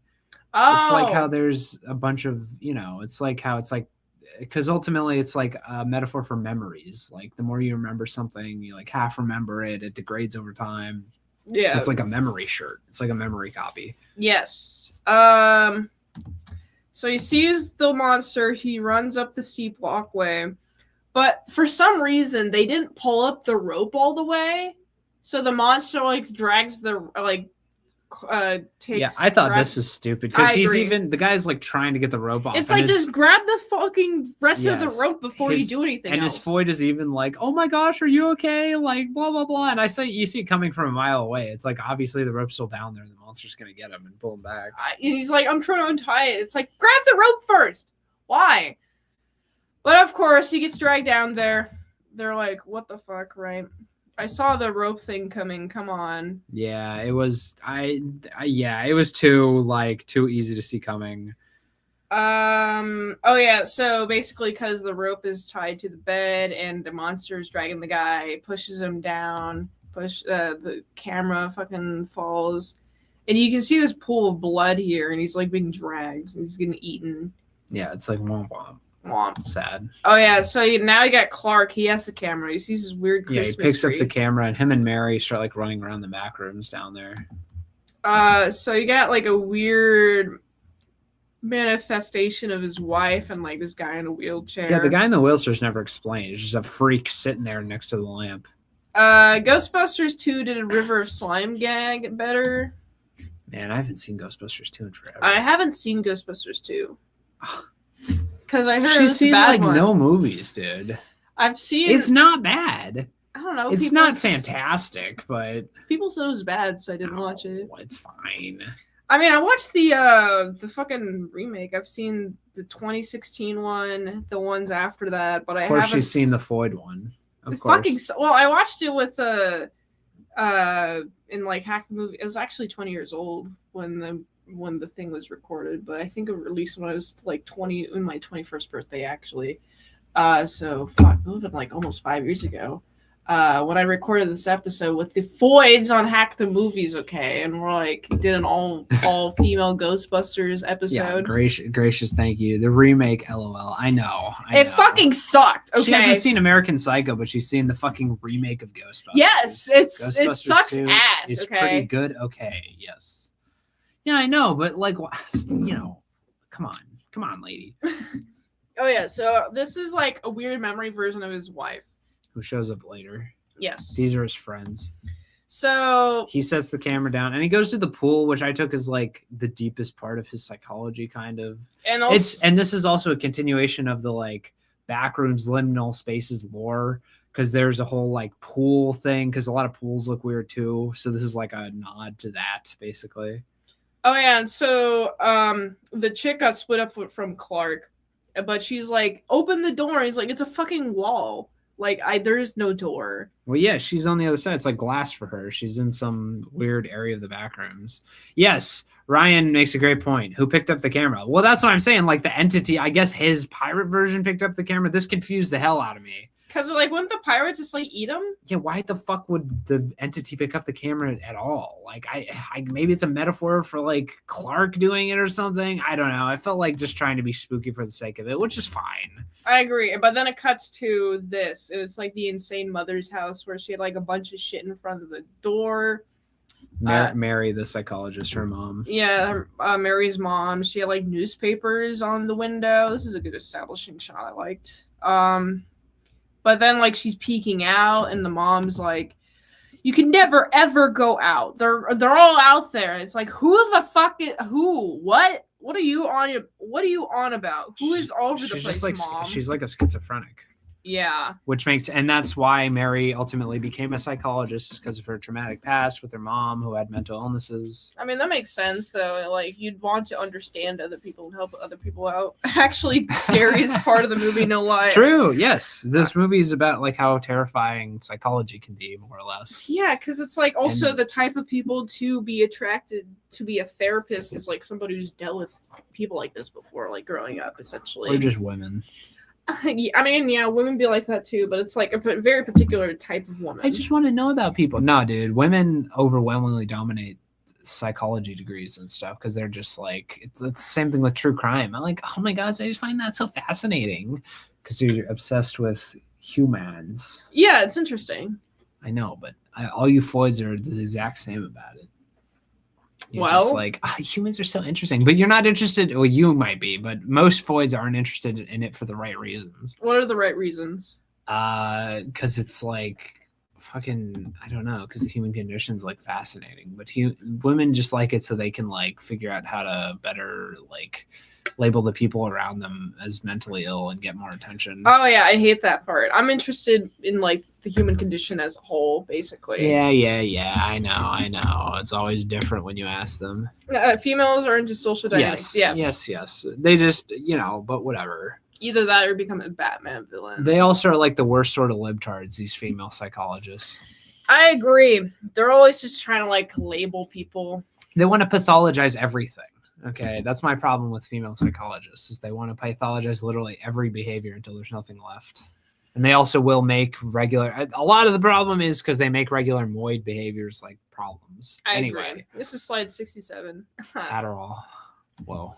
Oh yeah, this is the guy. He sees This is great. He sees fucking Captain Clark ad on TV.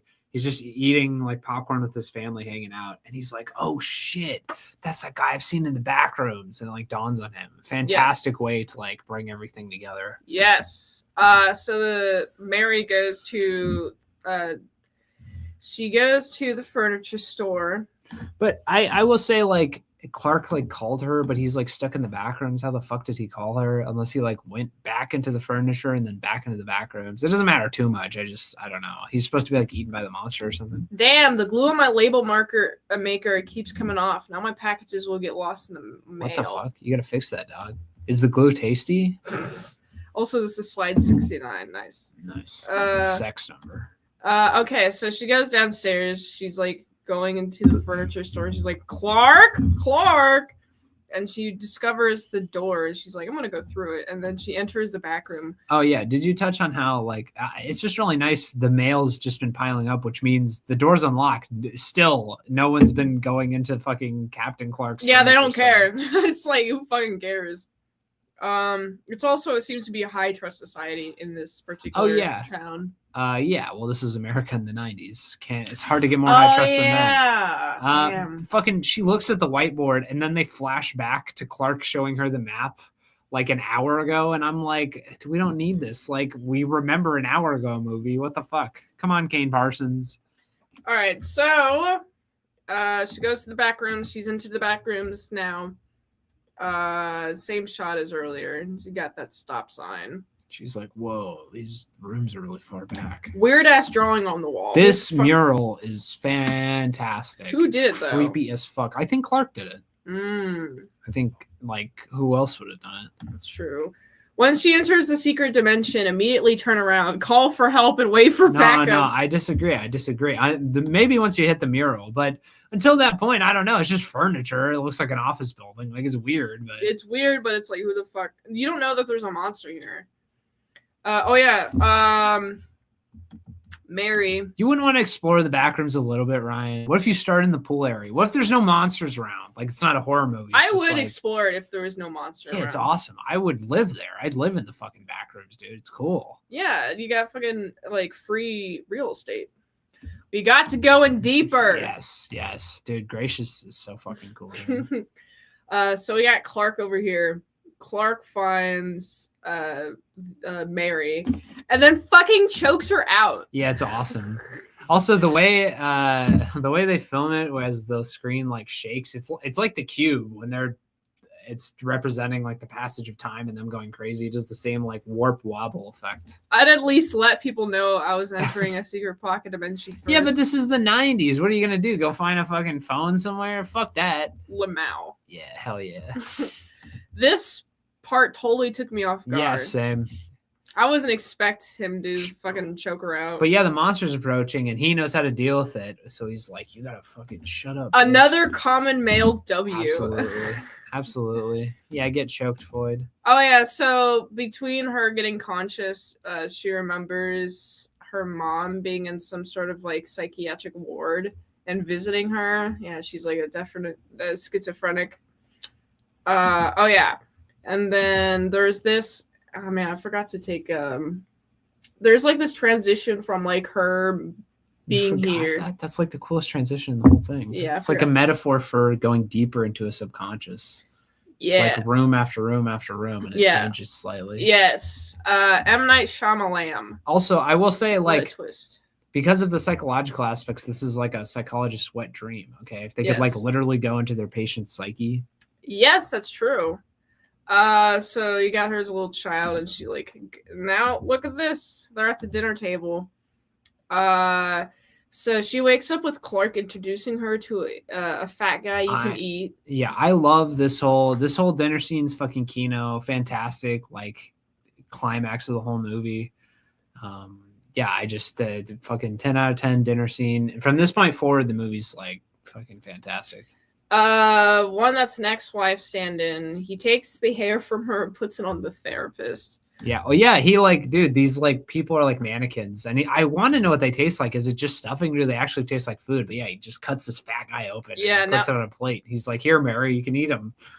Yeah, now that I think about it more, the psychological angle for the Backrooms is fantastic. Yes, there's all sorts of conclusions, and I honestly don't think I'm looking too much into it. Like they really did their homework, and it is a fantastic representation of psychology. Yes, and you remember them all weird and fucked. So you just got like 6 eyes. This is how memory works. You remember things slightly differently, you know. Yeah, so you can like you got like goop over here. You can eat the goop. He's taking the wig. He's taking her hairline. They don't feel any pain or any sort of no ego, whatever the fuck. He's taking her hair and putting it on her. Well, and also like, oh god, like dude, the fat guy, like whatever prosthetics and stuff they use, those are also fantastic. Like, yeah, that was cool. They really start flexing their filmmaking muscles at this point. Yes, it's where a lot of the budget went. And she's like screaming, "I'm not your fucking wife, okay?" Memory isn't perfect except for RoboCop. Well, he's a fucking robot. So. Well, he's like a cyborg. Well, okay. Is his brain the memory part robot? No. Or no, it's human. Yeah, that's how he's able to like break free and like be human again by the end of it. Oh. Yeah. How is his memory perfect then? Well, because it's enhanced with cybernetics. I see. He's a cyborg. He's part. I've seen RoboCop twice and I don't remember it. I need to watch it again. We'll probably have to watch it again at some point. No. No. We'll watch RoboCop 2. I haven't seen RoboCop 2. His memory is admissible as evidence in court. That's awesome. Does he have like a recording, like a camera? Yes. I see. I see. Have you seen Judge Dredd 2014? I think once. Oh, I love that movie. I should do a review of that movie at some point. It fucking rules. I haven't seen it in forever either. Oh yeah, he tries to reenact the scene with his wife, and she screams, "I'm not your ex. I'm not your wife." And this is like the therapist scene at the beginning when they're playing out. It's a nice like connection from the beginning to the end of the movie. Fantastic. And she finally achieves like a psychological breakthrough, like deep in his subconscious, basically, which is where they physically are. The point was that you whined all the time. You just fucking whining all of the time. He's finally achieving accountability. He's like, I don't think I want to change, right? And then he's like, I'm gonna untie you, and then fucking this monster comes. Yeah, the monster, which is just a giant version of him as Captain Clark. I took this as like his work has finally subsumed him, and right as he's finally taking accountability, he has like become Captain Clark fully, and the other version of him is dead. I see what you're doing there. See what you're doing here, movie. Yes. I was not expecting Pirate Monster. Also, you could think of it as like maybe his work's preventing him from being accountable because he's disappearing into it, like a lot of people do. They avoid their their personal life problems by staying at work longer than they need to. True. It'd be like that. Also, I found it interesting where he's like trying to talk to the pirate dude. He's like, "Yo, she said it's okay. We don't have to change." And he goes, "Chomp still." Yeah. Fucking eat Well, it's some. like, yeah, you don't have to be accountable. You can just be Captain Clark. Also, the people are like furniture. So he's become like totally like he's now thinks of people the same way he does his furniture. So now you got the monsters chasing her, and she's trying to find a way out, but it's like through her memory lane now. It's like what she remembers. Yes, her psyche's beginning to take over. Seems like a library. Yeah, it's a university maybe. Yes, so she's like finds a stairs up. And also through the door. I agree with Ryan. The pirate monster's like a great addition. Yes. Very unexpected. She finds herself in the furniture store and still the Backrooms, and so now it's sort of like their psyches battling each other. It's cool, man. Yes, so you got the monsters like chasing her. You got fucking chasing Peg over here. She's like, oh yeah, there's like some weird smoke. She like trips up this like smoke machine thing. She hits she hits the fucking cardboard cutout with all the languages from the Voyager space probe, which was set up by Async to hit all the gases to probably get Clark or the monster. And that's probably what they were trying to do initially with the fucking, because they realized it's attracted to the cardboard cutout. So they set it up like this is a trap. And they learned a lot from the initial cardboard cutout. Okay, yeah, no, that makes sense. A lot of sense. All right. So like the monster's trying to fucking eat her. And she takes, throughout the movie, she has the handprint. Yeah, the handprint, and she uses the handprint to like knock him on the side of the head, which destroys the handprint. It's like her getting past Clark and her childhood in one fell swoop. I thought that was a little on the nose. I was like, okay, I get it, man. Yeah, I thought the agency would be a way bigger part of the movie.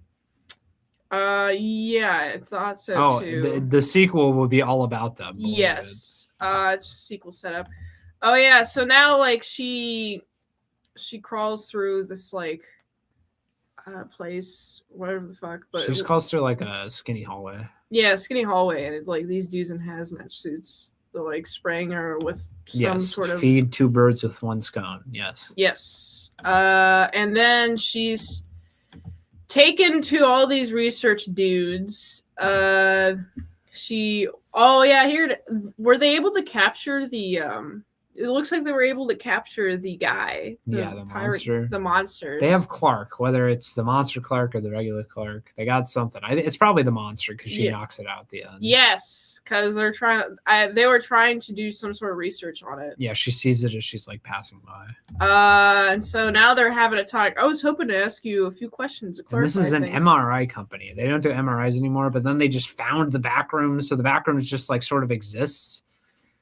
Yes, I really hope. Yeah, I hope they delve more into it, like Ryan said in the sequel, and we actually learn like what the Backrooms are, how they found it. He studies the Backrooms for a living, and it's this guy. It's the guy from the past two instances. Yes, ties it all together. He found Clark, and he shows her a picture of Clark and Captain Clark's the store. At this point, it's like, are you guys going to shoot me or tranquilize me? Yeah, she's like, yeah, what's gonna happen to me? So yeah, they're talking, and then it's the demolished room. Well, it's demolished house, and then it's I like this shot. It was still in the Backrooms, but you got some missing posters. Well, yeah, it's nice. It's like a very nice visual storytelling through the set because it's like they're putting up missing posters for the videographers that went missing in the Backrooms. Yes, and it also like. It shows more. It shows the place where they lived. So they're trapped in the Backrooms, and their psychology is starting to manifest in it. Yes. So is Mary's. She's like mentally in the Backrooms. Even though she's not. And then this is like her memory version of her and being in the Backrooms. This ending montage was great, especially this ending shot. The ending montage is fantastic. And that's how the movie ends. Whoa. Bam. Given this movie, I'm updating it to 3.5 stars. Strong 3.5, light 4 stars. I originally had given this movie a 2, but now it's a 3.5. because I didn't really understand on the first watch. Wow. All right, let me get this fucking off. And him choking her so keen. Yeah, that was a good shot. All right. And next week we're gonna be watching Scary Movie 1 and 6, guys. All right, it's time for the Schizo Showdown, folks.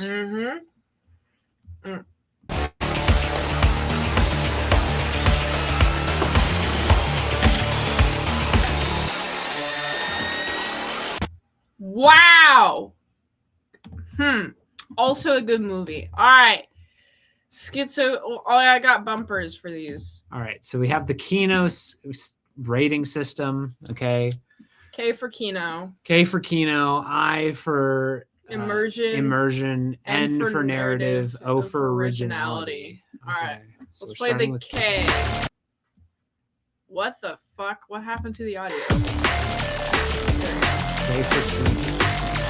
I made this like way too big. And I have to argue for the Schizo Kino movie. She has to argue for the Minty movie. Okay? So, regardless of our personal feelings on it. And you're supposed to. She almost knocked the Coke over. Don't vote for her but because it's of that. empty. But it could have been full and it could have spilled everywhere. You're supposed to vote on the merits of the argument. Not what we said before, not how you feel about the movies, not if you simp for her or for me, for that matter. Doesn't matter if you're part of the Schizo Squad or the Mint Mob. It's the merits of the argument. That's how the show's supposed to fucking work. If I keep getting punished, I'm going to change the format of the show. This is my fucking show on my channel. I'm not a glutton for punishment, okay? I'm probably going to have to chug hot sauce next week. Or not next week, 2 weeks from now. Anyway. You have 2 weeks to vote. True. All right. Cube. That's you. Cube. I'm Backrooms. Yes. All right. How's your movie, Kino? My movie is Kino because it's older. Okay. Okie dokie. Present your merits. My movie's older. No, it's because it's like Ryan said, it's one of these classic movies from like before we had the internet and digital stuff. It was like a movie you were shown once by like your cousin's friend, and you like never forgot about it. It's like way more interesting of a concept. The Backrooms is simply an internet meme that was expanded to an entire movie. Which is like whatever. They just had that other movie, the fucking circus meme movie that was like that horror game based off the circus, and they turned that into a whole movie. But Cube is like an actual original concept that they had to fucking flesh out. It's just a cube. It's way harder to flesh that out as like an entire movie, let alone a good one, rather than fucking. Well, I had to. The Backrooms you can do anything with. Okay. I wanted to specifically look for a very concrete definition online. No, Ryan. No. A low budget traditionally is defined as $1 million. Number one. Number two, this is not a low budget movie. The Backrooms is low budget compared to like a Marvel movie, but it's not low budget. Fucking The Cube is actually a low budget movie. Okay. If we're talking low budget. Let's see. Online, it describes a film of the highest artistic caliber. Filmmaking movement refers to it. Kino right now. It refers to an international low budget short film movement. Blah, blah, what are you blah. talking about? AI overview. What makes a film Kino? Kino is a filmmaking movement that advocates the production of short films on little to no budget using small crews and non-competitive. No, that's wrong. Kino just means like great movies, cinema, like the essence of cinema. I would say so. Because Backrooms is like cashing in on an internet trend. It's like Slender Man. Yeah, but no business. Yeah, see, Gracious says nah. No businessman would know the fuck what Backrooms are. I didn't know what Backrooms are. I'm a fucking Zoom ed, okay? You're out of the loop. That's a terrible example. You don't know. Yeah, they're also out of the loop, okay? So what? So but this is like a worldwide. You know what they can hear? They can hear this movie can make a shitload of money because Zoomers are obsessed with these ideas of liminal spaces, and they made a bunch of retarded lore for the Backrooms before this movie's even made. So a lot of the lore is even done for fucking Kane Parsons and all the rest of the people involved in this production. The Cube is like a completely like you have to go like, okay, what if there's a cube that moved around and you got to put people in it? Like it's an entirely novel concept that didn't have all this work done for it by a bunch of fucking retarded Zoomers online. It's like, yeah, but this is like the how first are brain you rot going movie. to convince a businessman in a suit to be like, oh, just take a risk on you say this is a huge meme and it's a horror movie, so we can get retarded Zoomers. Yeah, but in they theaters. want to know that it Business makes money. executives greenlight garbage all the time if it's going to make a bunch of money. Yeah, they know it'll make money because it's a huge meme. Cube is a beauty. Yeah, and the Cube is beautiful. This movie has a lot of great shots. It does. Well, listen, it does. They both do, frankly, for that matter. They're both very well Yeah, directed. but like this has a lot more like Earth shots, which I would define as more Earth beautiful. shots? Yeah, like more Earth shots. Earth shots. That's not. There's nothing. Earth is directed. beautiful. It's more beautiful Anything than a can cube. be beautiful if you direct it correctly. I don't know what art is. I just know what I like. I prefer the less I is know more what when art it comes is. to questions, mysterious movies like Cube. Yeah, I know.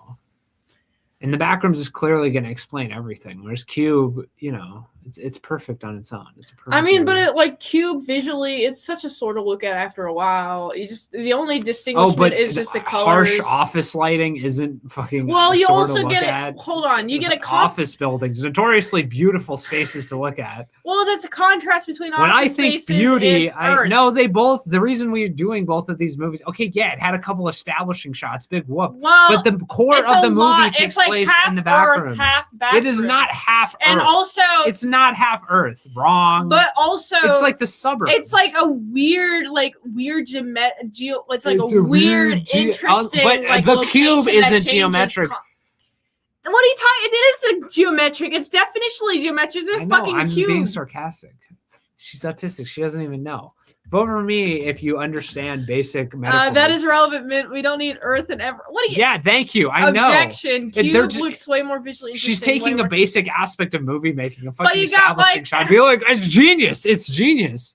Oh my gosh. They showed the location of the fucking movie on planet Earth. This movie's 10 out of 10. Get out of here, bro. That But- doesn't make it Kino. That's a basic aspect of filmmaking. Hold on, but you have like weird, Kino interesting is settings. when you can though. take a fucking concept that's very bare Cube bones, like is existing the in a very six-sided same. room and making an entire fucking story and narrative out of it Cube that is, also like, looks exactly visually the interesting. same.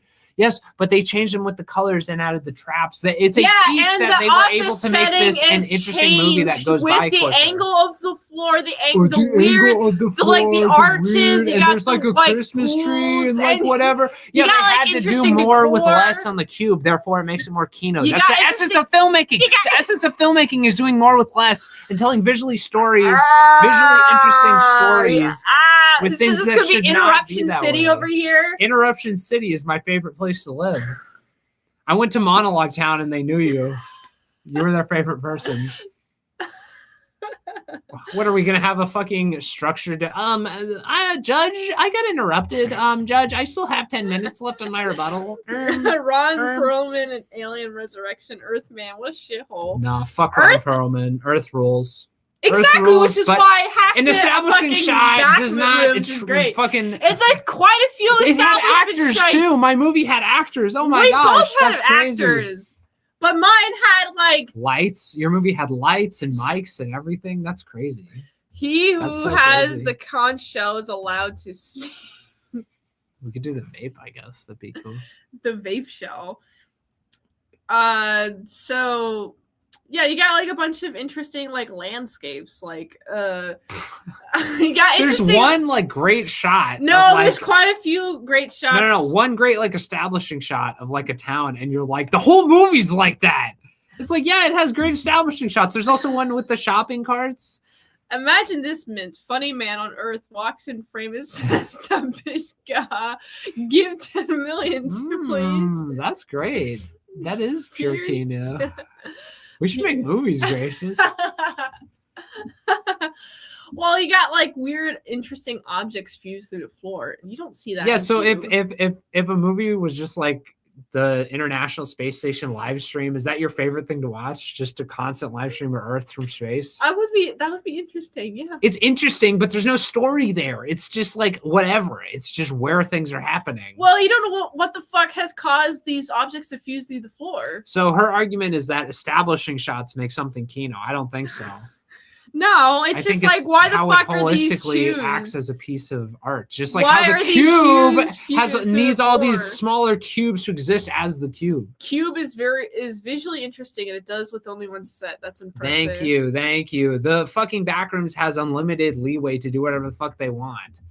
And it's like constantly evolving as you go. So is further the cube. into The cube is literally constantly evolving. But it's just one visual. That's what makes it so impressive. That's what makes it Kino. Is it's one visual, yet they were able to accomplish so much with it and tell such a great story because it's fucking hard. Nah, man. That's I like the essence change. of filmmaking, which is Kino. And the cube literally changes and has different colors and different. Well, you got tracks. traps and the people change colors. within the cube. When Mint watched that one film where it's the Empire State Building for 8 hours straight, dude, that's all she watches. what is that film? Oh yeah, now she's pretending like I've never heard of it before. Yeah, okay. Mint, I gave you a mental model to follow. Think of a scene that leverages cinema to its peak. Yeah.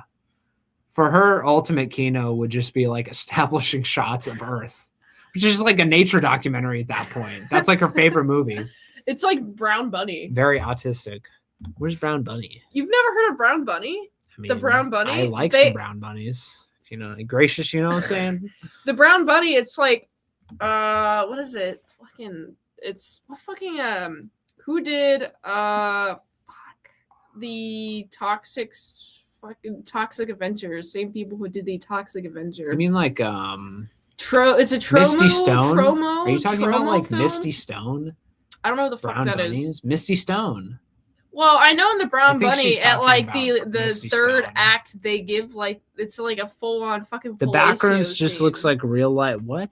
Yeah, it's a fucking the Brown Bunny. They give What? head. She's talking about blowjobs now. What's going on? Well, that's the most thing. That's the The most notable thing about the Brown Bunny. the You got a bunch of like she nature. is talking about Misty Stone. You got a bunch of like nice nature shots, and then a fucking fellatio happens in the third act. In the Brown Bunny, the movie. I think it's Vincent, whatever the fuck his last name is, directed it. The Backrooms just looks like real life locations. Cubes looks like a sci-fi spaceship set. Yes, exactly. Yeah, but it's more like innovative and creative. Yeah, but the metaphor we're is not more on high yet. ham-fisted versus Backrooms is more creative with the whole metaphor. No, the metaphor in Backrooms is way more ham-fisted. What do you mean? Well, the psychologist, like her literally smashing her childhood fucking Mint, if I wanted to see pictures, I'd look at my thank phones you. gallery. Thank you very Talk much. Cinema. Yeah. Well, you got like a really cool like shots. It's a really cool shot. That's all movies are about is cool shots. Yeah, man. that's cinema. You got really cool transitions. It's about what you're You got- shooting. The cool shots don't matter. It just becomes fucking triumph of the will if you just have cool shots. We already established this. Spaceships are visually cooler looking than real life locations. Yes. Say it with me. The fucking office spaces are boring as fuck. That's why. Well, it's a horror because movie. they're like weird and slanted. Yeah, You'd they're never see weird like and office slanted. spaces and But the weird cube slanted. is fucking cool, and the traps are awesome. The guy getting fucking cubed. Okay, at the You beginning. got the like weird like monsters cool. He's like a fucking peg leg pirate dude. He's cool, but he's not as cool as a fucking cube. Okay, Cubes are not cool. cubes are cool. How are they cool? A Rubik's cube. If you like Rubik's cubes or you ever like them, vote for me. If you like pirates, vote for me.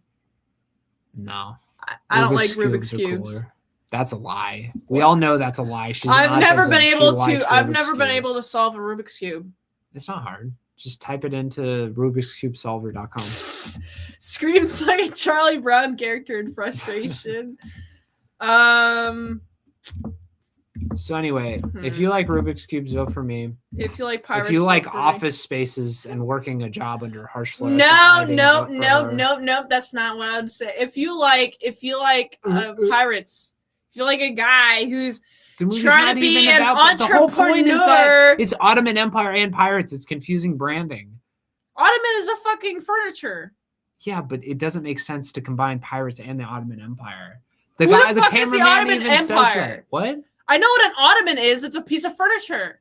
The movie makes reference to the Ottoman Empire. I don't know what It's that a is. joke. It's a play on the Ottoman Empire and Ottomans being a piece of furniture. We all know you practice speed cubing. No point on hiding that. I I've know, never been I able know. to solve a Rubik's She cube. lying. As soon as the stream's over, she fucking. I don't even own Now one. she doesn't. That's a lie. She doesn't I don't even. own a Rubik's Cube. It's right over there. She No, plays with it every grab night. the Rubik's Cube. No, I'm not gonna blow up your spot like that. I don't own a Rubik's She Cube. messes with it, but she doesn't know how to solve it. I She just don't sits know. there endlessly, like the cube. It's just as without meaning. She just I've goes never and goes and been able goes. to solve a Rubik's Cube. Yeah, we know. You just like playing with it because you're an autism. I don't even own one. She practices with speed. It's just no rhyme or reason. It's just how fast. My can she grandma twist it. has Ottomans. I remember those. Yeah. Yeah. does What your the fuck is grandma the have Ottoman? The Ottoman Empire. What is an Ottoman Empire? You don't know what an Ottoman Empire is? No. It's only one of the most famous empires in world history. But what is it? It's Turkey. Turkey fucking took over a bunch of territory in the Middle East and Eastern Europe. And the fucking Do you think most people know this? Yes. Do you remember men?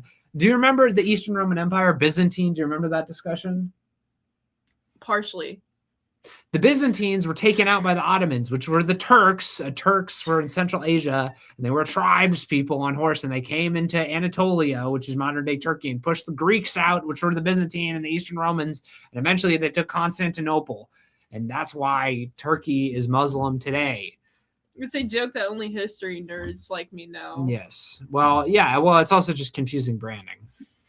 Well, The Ottoman Empire. are is you very saying famous. that most Ottoman people Empire, are history nerds? Most people like the Ottoman Empire is famous. I mean, I don't know. The general public is fucking retarded. They don't know anything. Yeah, But the which Ottoman is why I Empire think isn't it's as fine. famous as like Rome, but they're up there. They're up there, and the Ottoman piece of furniture, everyone knows that too.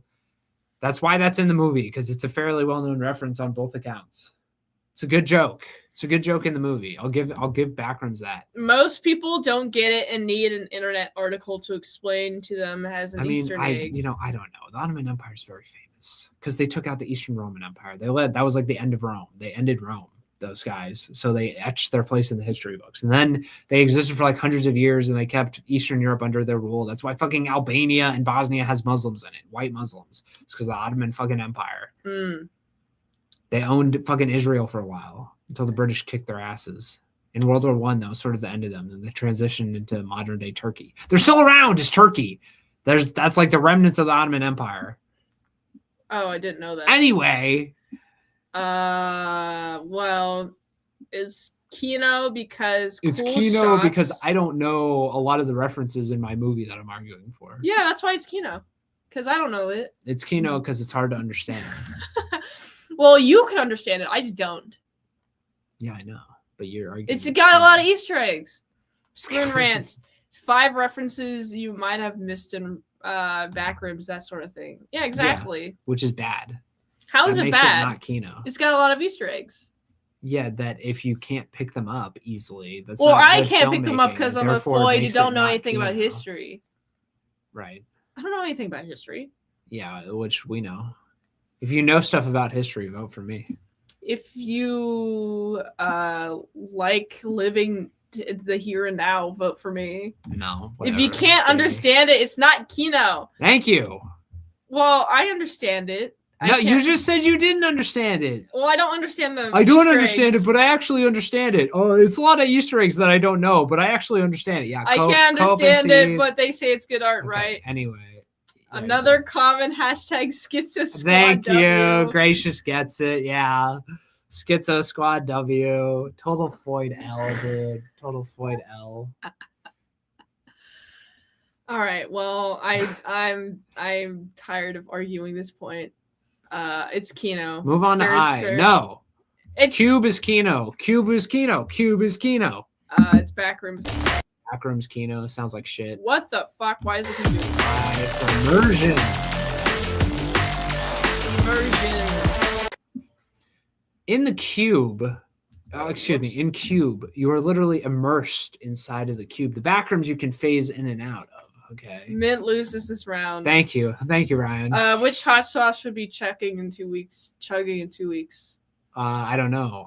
I'll decide for you because you're going to be the one chugging it. Okay. Well, but I say that, but the problem is you guys don't vote on the arguments. You vote on anything but the arguments.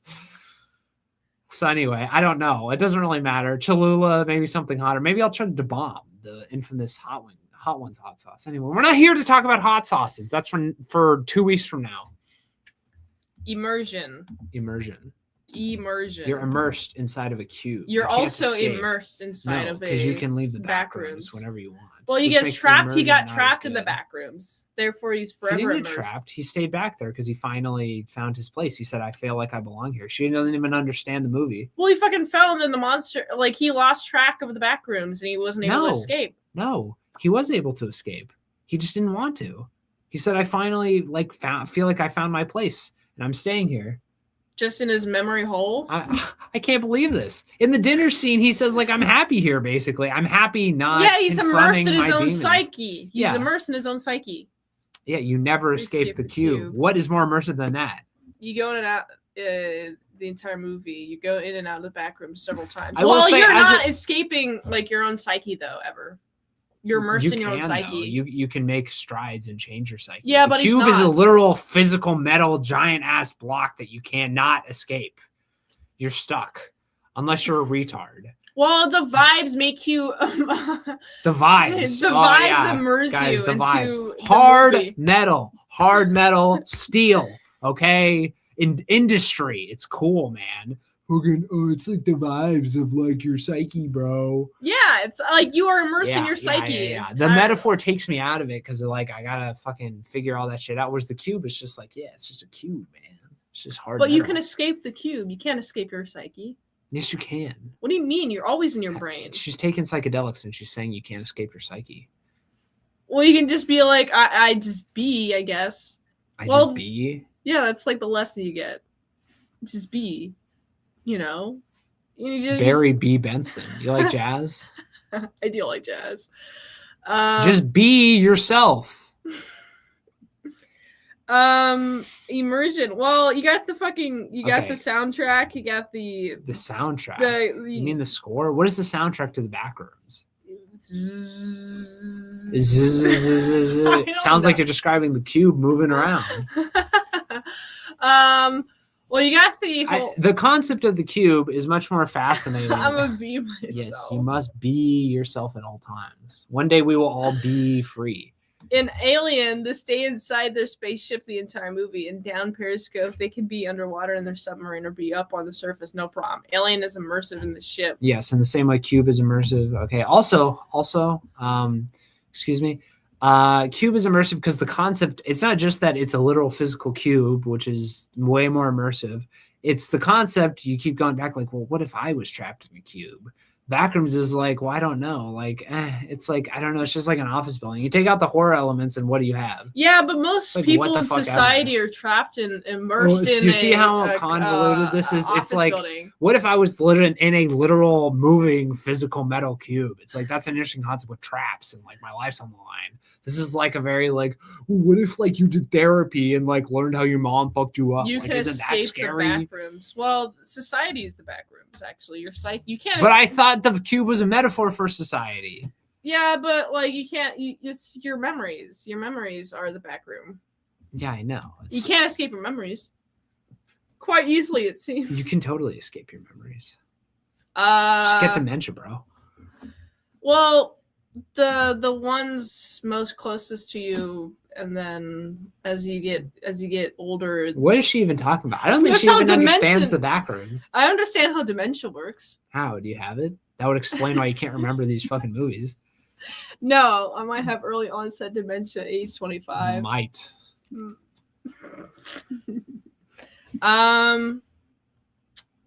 Fuck. It is pretty immersive. It's not. It's not nearly as immersive as the cube. You can eat food to it, and you can what? You can eat while you're eating popcorn in the movie theater. You can what? Eat popcorn? Throw it at the screen because you're like, this fucking movie sucks. It doesn't make any sense. Well, you can eat popcorn and you can understand what's going on the entire time because you're not missing dialogue. The popcorn takes you out of it. Are you high, perhaps? No, she's not. That might explain. We've been sober for months. It's I rest immersive. my case. It's Okay. immersive. Metal immersion. Backrooms is a convoluted, tortured metaphor about your fucking psychology. Your brain is not way firing more all immersive, slow. both in concept and literal. I'm just like, hungry. Okay. literal movie mode, literal movie representation. Metaphorically and literally, the cube is more immersive. Yours is a tortured metaphor that takes forever to understand. It takes 2 watches And to has- understand. Therefore, you're immersed because you're interested in knowing Because you have to more of watch the it movie. again. You have to watch it You're again. immersed in the movie some more. You have to learn more about. Why stop there? Watch it 5 times. Yeah, then you'll become more immersed. There you go. Just Got a friends. case of the sillies. I've got a case of really trying to justify it. My power is stuck in the Whoa! cube. Wow, Frog Tony's over here. Yeah, Tony, that's have true. you seen the cube and or Backrooms? Or Well, he excuse me, can't. He's Cube got or power. Got Backrooms? sucked up into fucking How is tornado. he chatting then? If he's He's fucking- got a he's got a telephono. Okay. Are you saying that because he's Mexican? Well, it's actually pronounced telefono. If I was doing it in Mexican. Is that way. true, Tony? Yes, it's telefono. I was very strictly corrected on this in my fucking Spanish class. Isn't Fucking that like American. Mexican Spanish though? I don't fucking know. It's not telefono because that's American way to say it because of telephone. It's W. telefono W America. because of the fucking accent. No, we invented it. It's whatever we call it. Metaphor versus metaphor. Here's what the movie's got. Oh, that's right. Tony's a fake Mexican. He doesn't speak Spanish. Hold on. Mint might be cooking. No, she's cooking up nonsense. Is what she's cooking. I don't know. I don't speak housekeeper. Tony, it's very racist. Come on now. Well, he's Mexican. It's okay if he does it. Is that Are we true? on the next Is that one? how it works? I might Yes. be cooking. Okay. No, uh, she's cooking up a load of bullshit. if and you- it stinks. If you have any sort of psyche of any kind, vote for me. If you think cubes are cool, vote for me. Because cubes are cool. If you have a brain, vote for me. All right, next.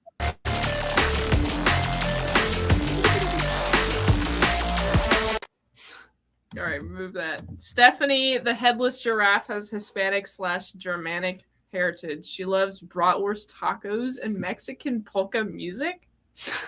Cubes are cool. Thank you, gracious. Cubes are fucking awesome, dude. Narrative. They're 3-dimensional. Minecraft. She loves If you like Minecraft, vote for me. Okay, the cube game. If you've ever played Minecraft What in the- your life, you have to vote for me. Meaning she now has to vote for me. Minecraft's like her favorite game. How could she even argue against Cube 1997? What the fuck? You got me there. I'm gonna have to concede on that one. Anyway, I do like Minecraft. Narrative. narrative. The narrative is office building. Weird. Yeah, which sucks as a narrative. My narrative is like a miniature version of society, but it's also a great story of these people having to work together and the tensions that arise within trying to accomplish a difficult task in a group. Okay, there's a shitload of tension. And The this one is characters about, develop. Like, This the is just psyche. like, oh, my wife hates me, and I'm like an alcoholic, and like I'm running Yeah, from that's my more past. relatable to people than being trapped in a fucking cube. It's more relatable, but it doesn't work as good of a narrative because it's not as creative and it's not as fun to watch visually.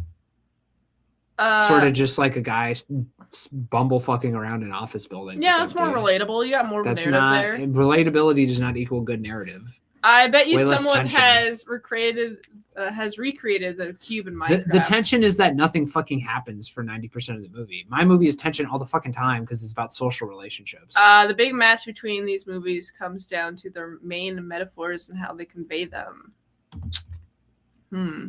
Good point. No, I disagree. The metaphor is only one aspect of it. Because your movie only has like what? I mean, it's got 2 people, but they hardly interact. for most Well, of the movie. narrative is you got a guy who's bum fucking around. Bumble fucking around, And in he's an empty like- office building.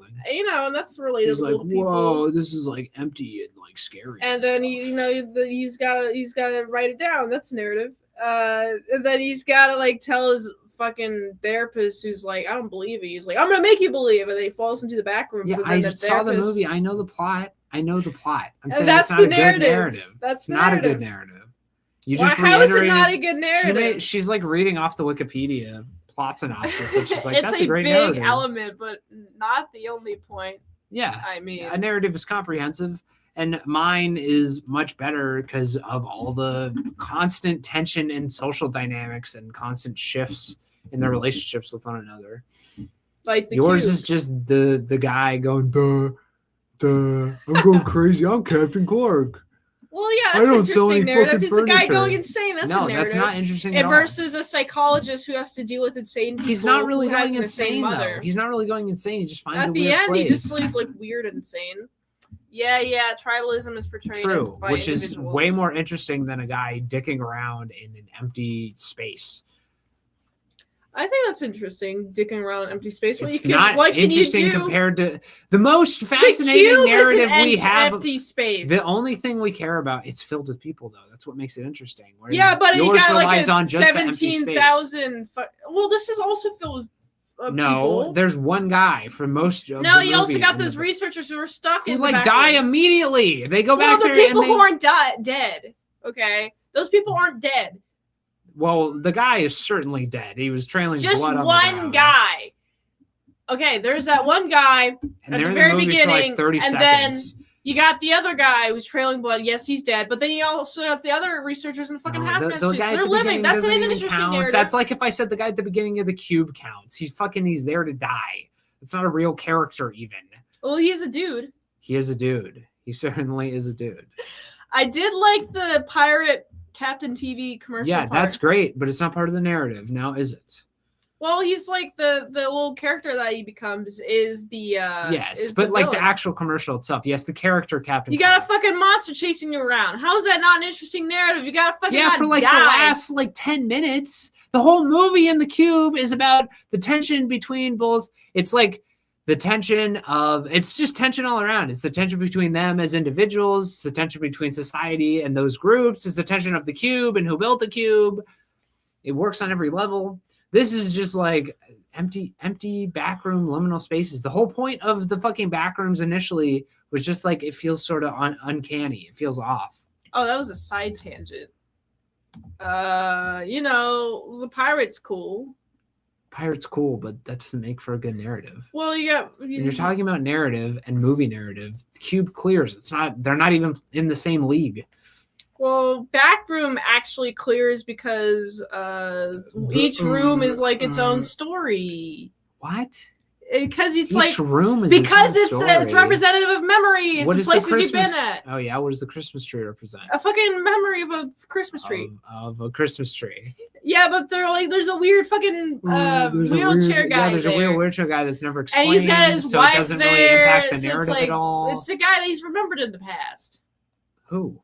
We I have don't no know, some context, guy. so it doesn't mean anything to us as the audience, which is what the narrative's supposed to be. That's all that matters for narrative, is if it matters to the audience. If it's not explained to the audience, it doesn't fucking matter. It's not information that we can gather from the narrative being presented through the fucking medium of filmmaking. Man, it feels good to be. Thank you. I know, doesn't it? If only the voting reflected that. It still feels good, though, you know? Well, it has each room is its own story. Each room, but it's also not clear. The rooms sort of mesh together. The Cube has hard dividing lines. Clear. You should appreciate that as an autism. I like cubes. Modular. But I like weird spaces more.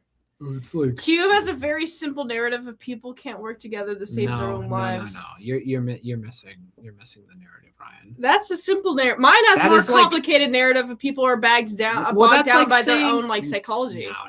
Listen, Cube has a much more complex narrative. That's just saying tension. Like yes, people don't work together, but that's true. It's a true narrative that works on lots of levels because there's different aspects of people not being able to work together.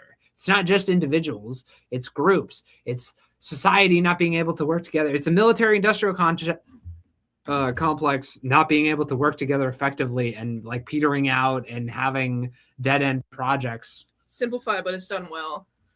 Yeah, it is done extremely well.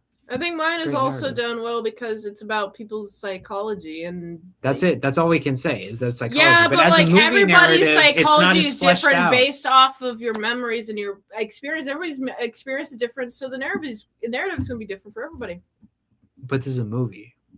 Yeah, we're just We're exploring. talking about mere the two narrative people. of the movie and if it's good or not. The narrative of Backrooms is not good compared to Cube. Cube clears no diff. Okay. Like it's exploring tribalism but shown as individuals, metaphors, Yeah. Mine has many metaphor too. Yeah, well, the metaphor bleeds into reality, but there's no clearly established rules. Whereas, like in Cube, it's hard and clear. It's fucking the government built it, okay?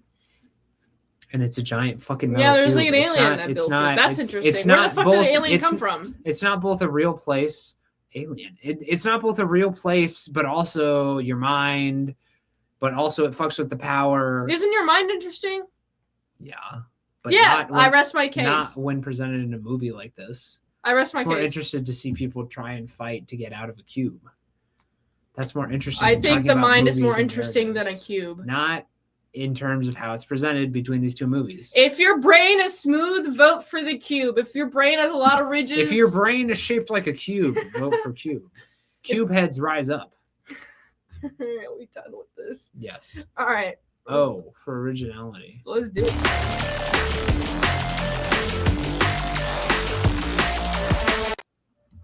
All right, Backrooms is not original in the slightest because all the work was done for Kane Parsons before the movie was even around.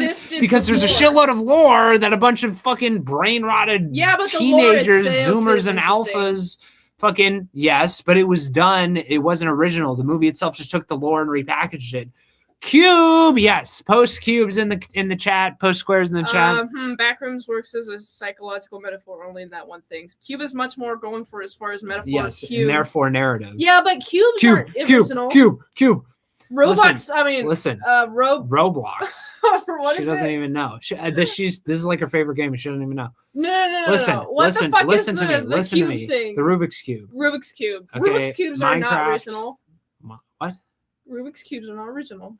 That's fine. That's whatever. That doesn't matter because the cube is like extremely original. Someone had to sit down and go, okay, if people were trapped in a fucking cube that moves, and they also had to bring in literal mathematicians to like actually figure out the system and the Cartesian coordinates. They actually worked on the rules. That's original. That's a super original concept. You have to flesh out and flesh out. Geometry is not the original. Backrooms is literally just, hey, what if we took this internet meme with all this already established lore and just made a movie out of it?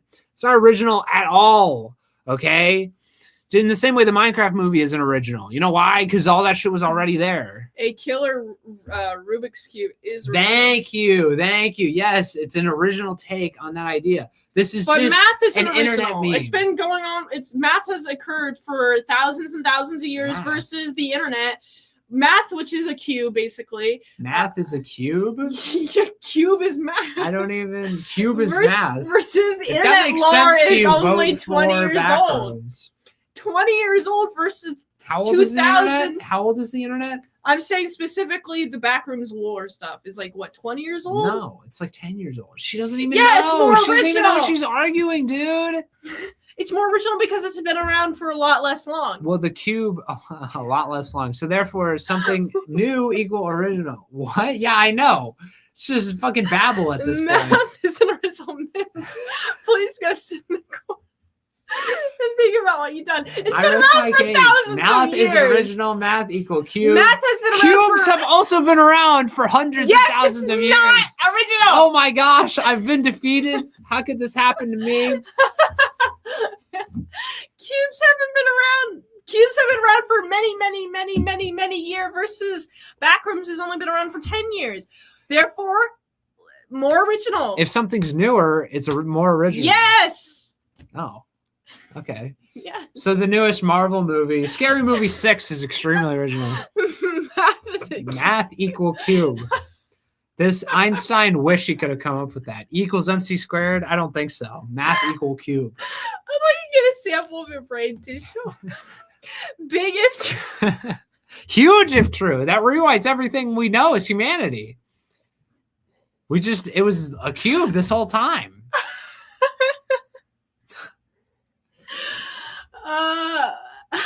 Yes, I rest my case. Okay. If you think any of that made sense, go ahead and vote for the Backrooms. If you think cubes have been around for a long time and therefore isn't original, vote for the Backrooms. We remove this from the stage. All right, we did it. Oh, here. All right. Now that the arguments are done, I will create the polls. Yes. And I can link them. Okay. Cubes are not original. Cubes, she has me there first. Cubes have been around for quite a while. There's no rebuttal to that. I think it's just Jover for me. So Jover. Leave suggestions for hot sauce in the comments below.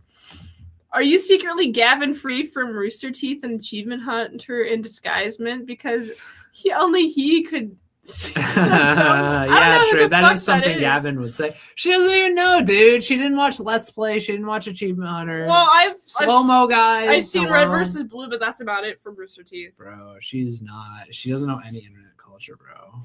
That's true. That's so true.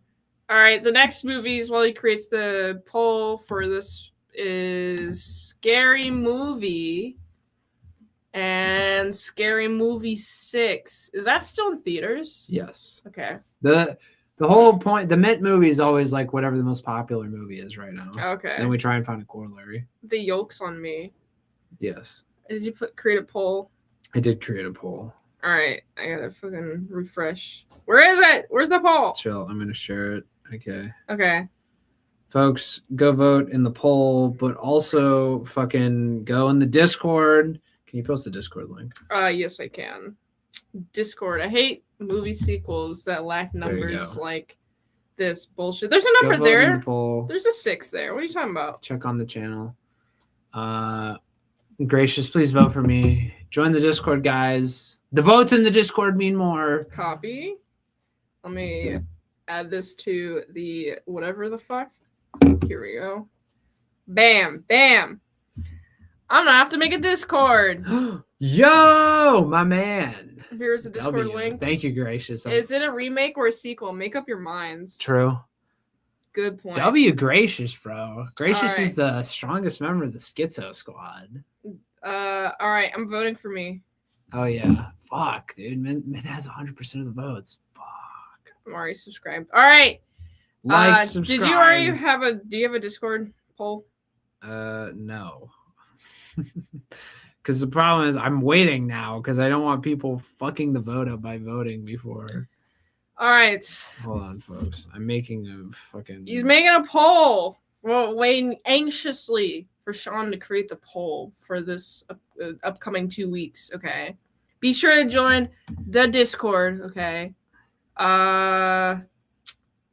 And hit that like button, hit that subscribe button if you have not already. Break that thumbs up button. I only see 8 thumbs up brokens, okay? Hit it now. You need to break that thumb like it owes you fucking artwork, okay? Yes. Break it real good. All right, he's created the poll question mark? Yes. All right. Math equals Q. All right, it's in the Discord now. Join the Discord. And anything else you have to say before we skedaddle? Gracious is the man. He's going to make a Discord. Yes. Thank you, Gracious. You're the best. All right. Also, I like having you're a good you're a funny guy. So okay, listen to the merits of your arguments. Your personalities were not taken into the effects for this vote. Let's see what he has voted for. Where the fuck is it? I can't vote for myself, so. What are you talking about? I'm not able to vote for myself. That's sad. I don't know if they changed that. I have been, so I don't know. I'm working at a handicap even more so now. So it seems like he's voted for you. You guys are great too. Well, thank you, Gracious. Thank you, Gracious. So it looks like you might win. That's my prediction. Oh my gosh, Mint might have to chug hot sauce, guys. If you want to see Mint chug hot sauce, vote for fucking me, dude. That'd be hilarious. If you want to continue punishing Sean, vote for him. And I am actually quite hungry. I'm gonna, the more I think about it, I'm gonna try and get something out this Friday. I don't know what, but I don't want to leave you guys hanging. So this Sunday, maybe, probably not. I don't know. My content's changing. We'll figure it out. We're keeping the Friday Schizo Showdowns, though. Mint will drink hot sauce. Yes, she will. That's right. The Schizo Squad will win out. Is it like one of the small bottles? Like we'll see. Well, yeah, maybe. I don't know. Well, it also depends on our toleration level, but it's gonna be a lot of salt. Yes. More real life fun stuff. No more streams and stuck in bedroom stuff. Yeah, actually, yeah. Yes. Next Wednesday. That's sort of the next arc for our content. Is we're doing Wednesday an IRL stream, probably every Wednesday, but we'll see. I don't know. Yeah, is this Saturday going to be a fucking IRL stream? Because I don't know what the fuck to do for maybe. I don't know what to do. I kind of like our hangout sessions though. We'll figure it out. I don't know. But this Wednesday for sure on Mint's channel is going to be an IRL stream. My next video, whether it's this Sunday or otherwise, because of real life stuff, is going to be more of a vlog in person. I'm just going to try to create original, fresh content, and it's going to be IRL vlog stuff, etc. Yes. But yes, 2 weeks from now, the next Schizo Showdown, Scary Movie 1 and 2. I'm gonna try and figure something out for this next Friday. Feed squirrels in the park IRL stream. Well, actually, it's cool. temperature tomorrow. We go to Mount Trashmore. Fuck it, I don't care. Tomorrow it's going to be fucking 86 degrees. Ugh, it's hot as balls now. Okay. Yeah, it is. Yesterday, today was 99 degrees. I stayed inside. There's a lot of geese where we live, so we could feed them. Yes, that'll be fun. But anyway. All right, we're going. Goodbye. Have a good day. Thank you, everybody. Enjoy the rest of your Friday. Thanks for hanging out with us on this Friday. And stay in school. Be sure to stay in movie land. Stay in the cube.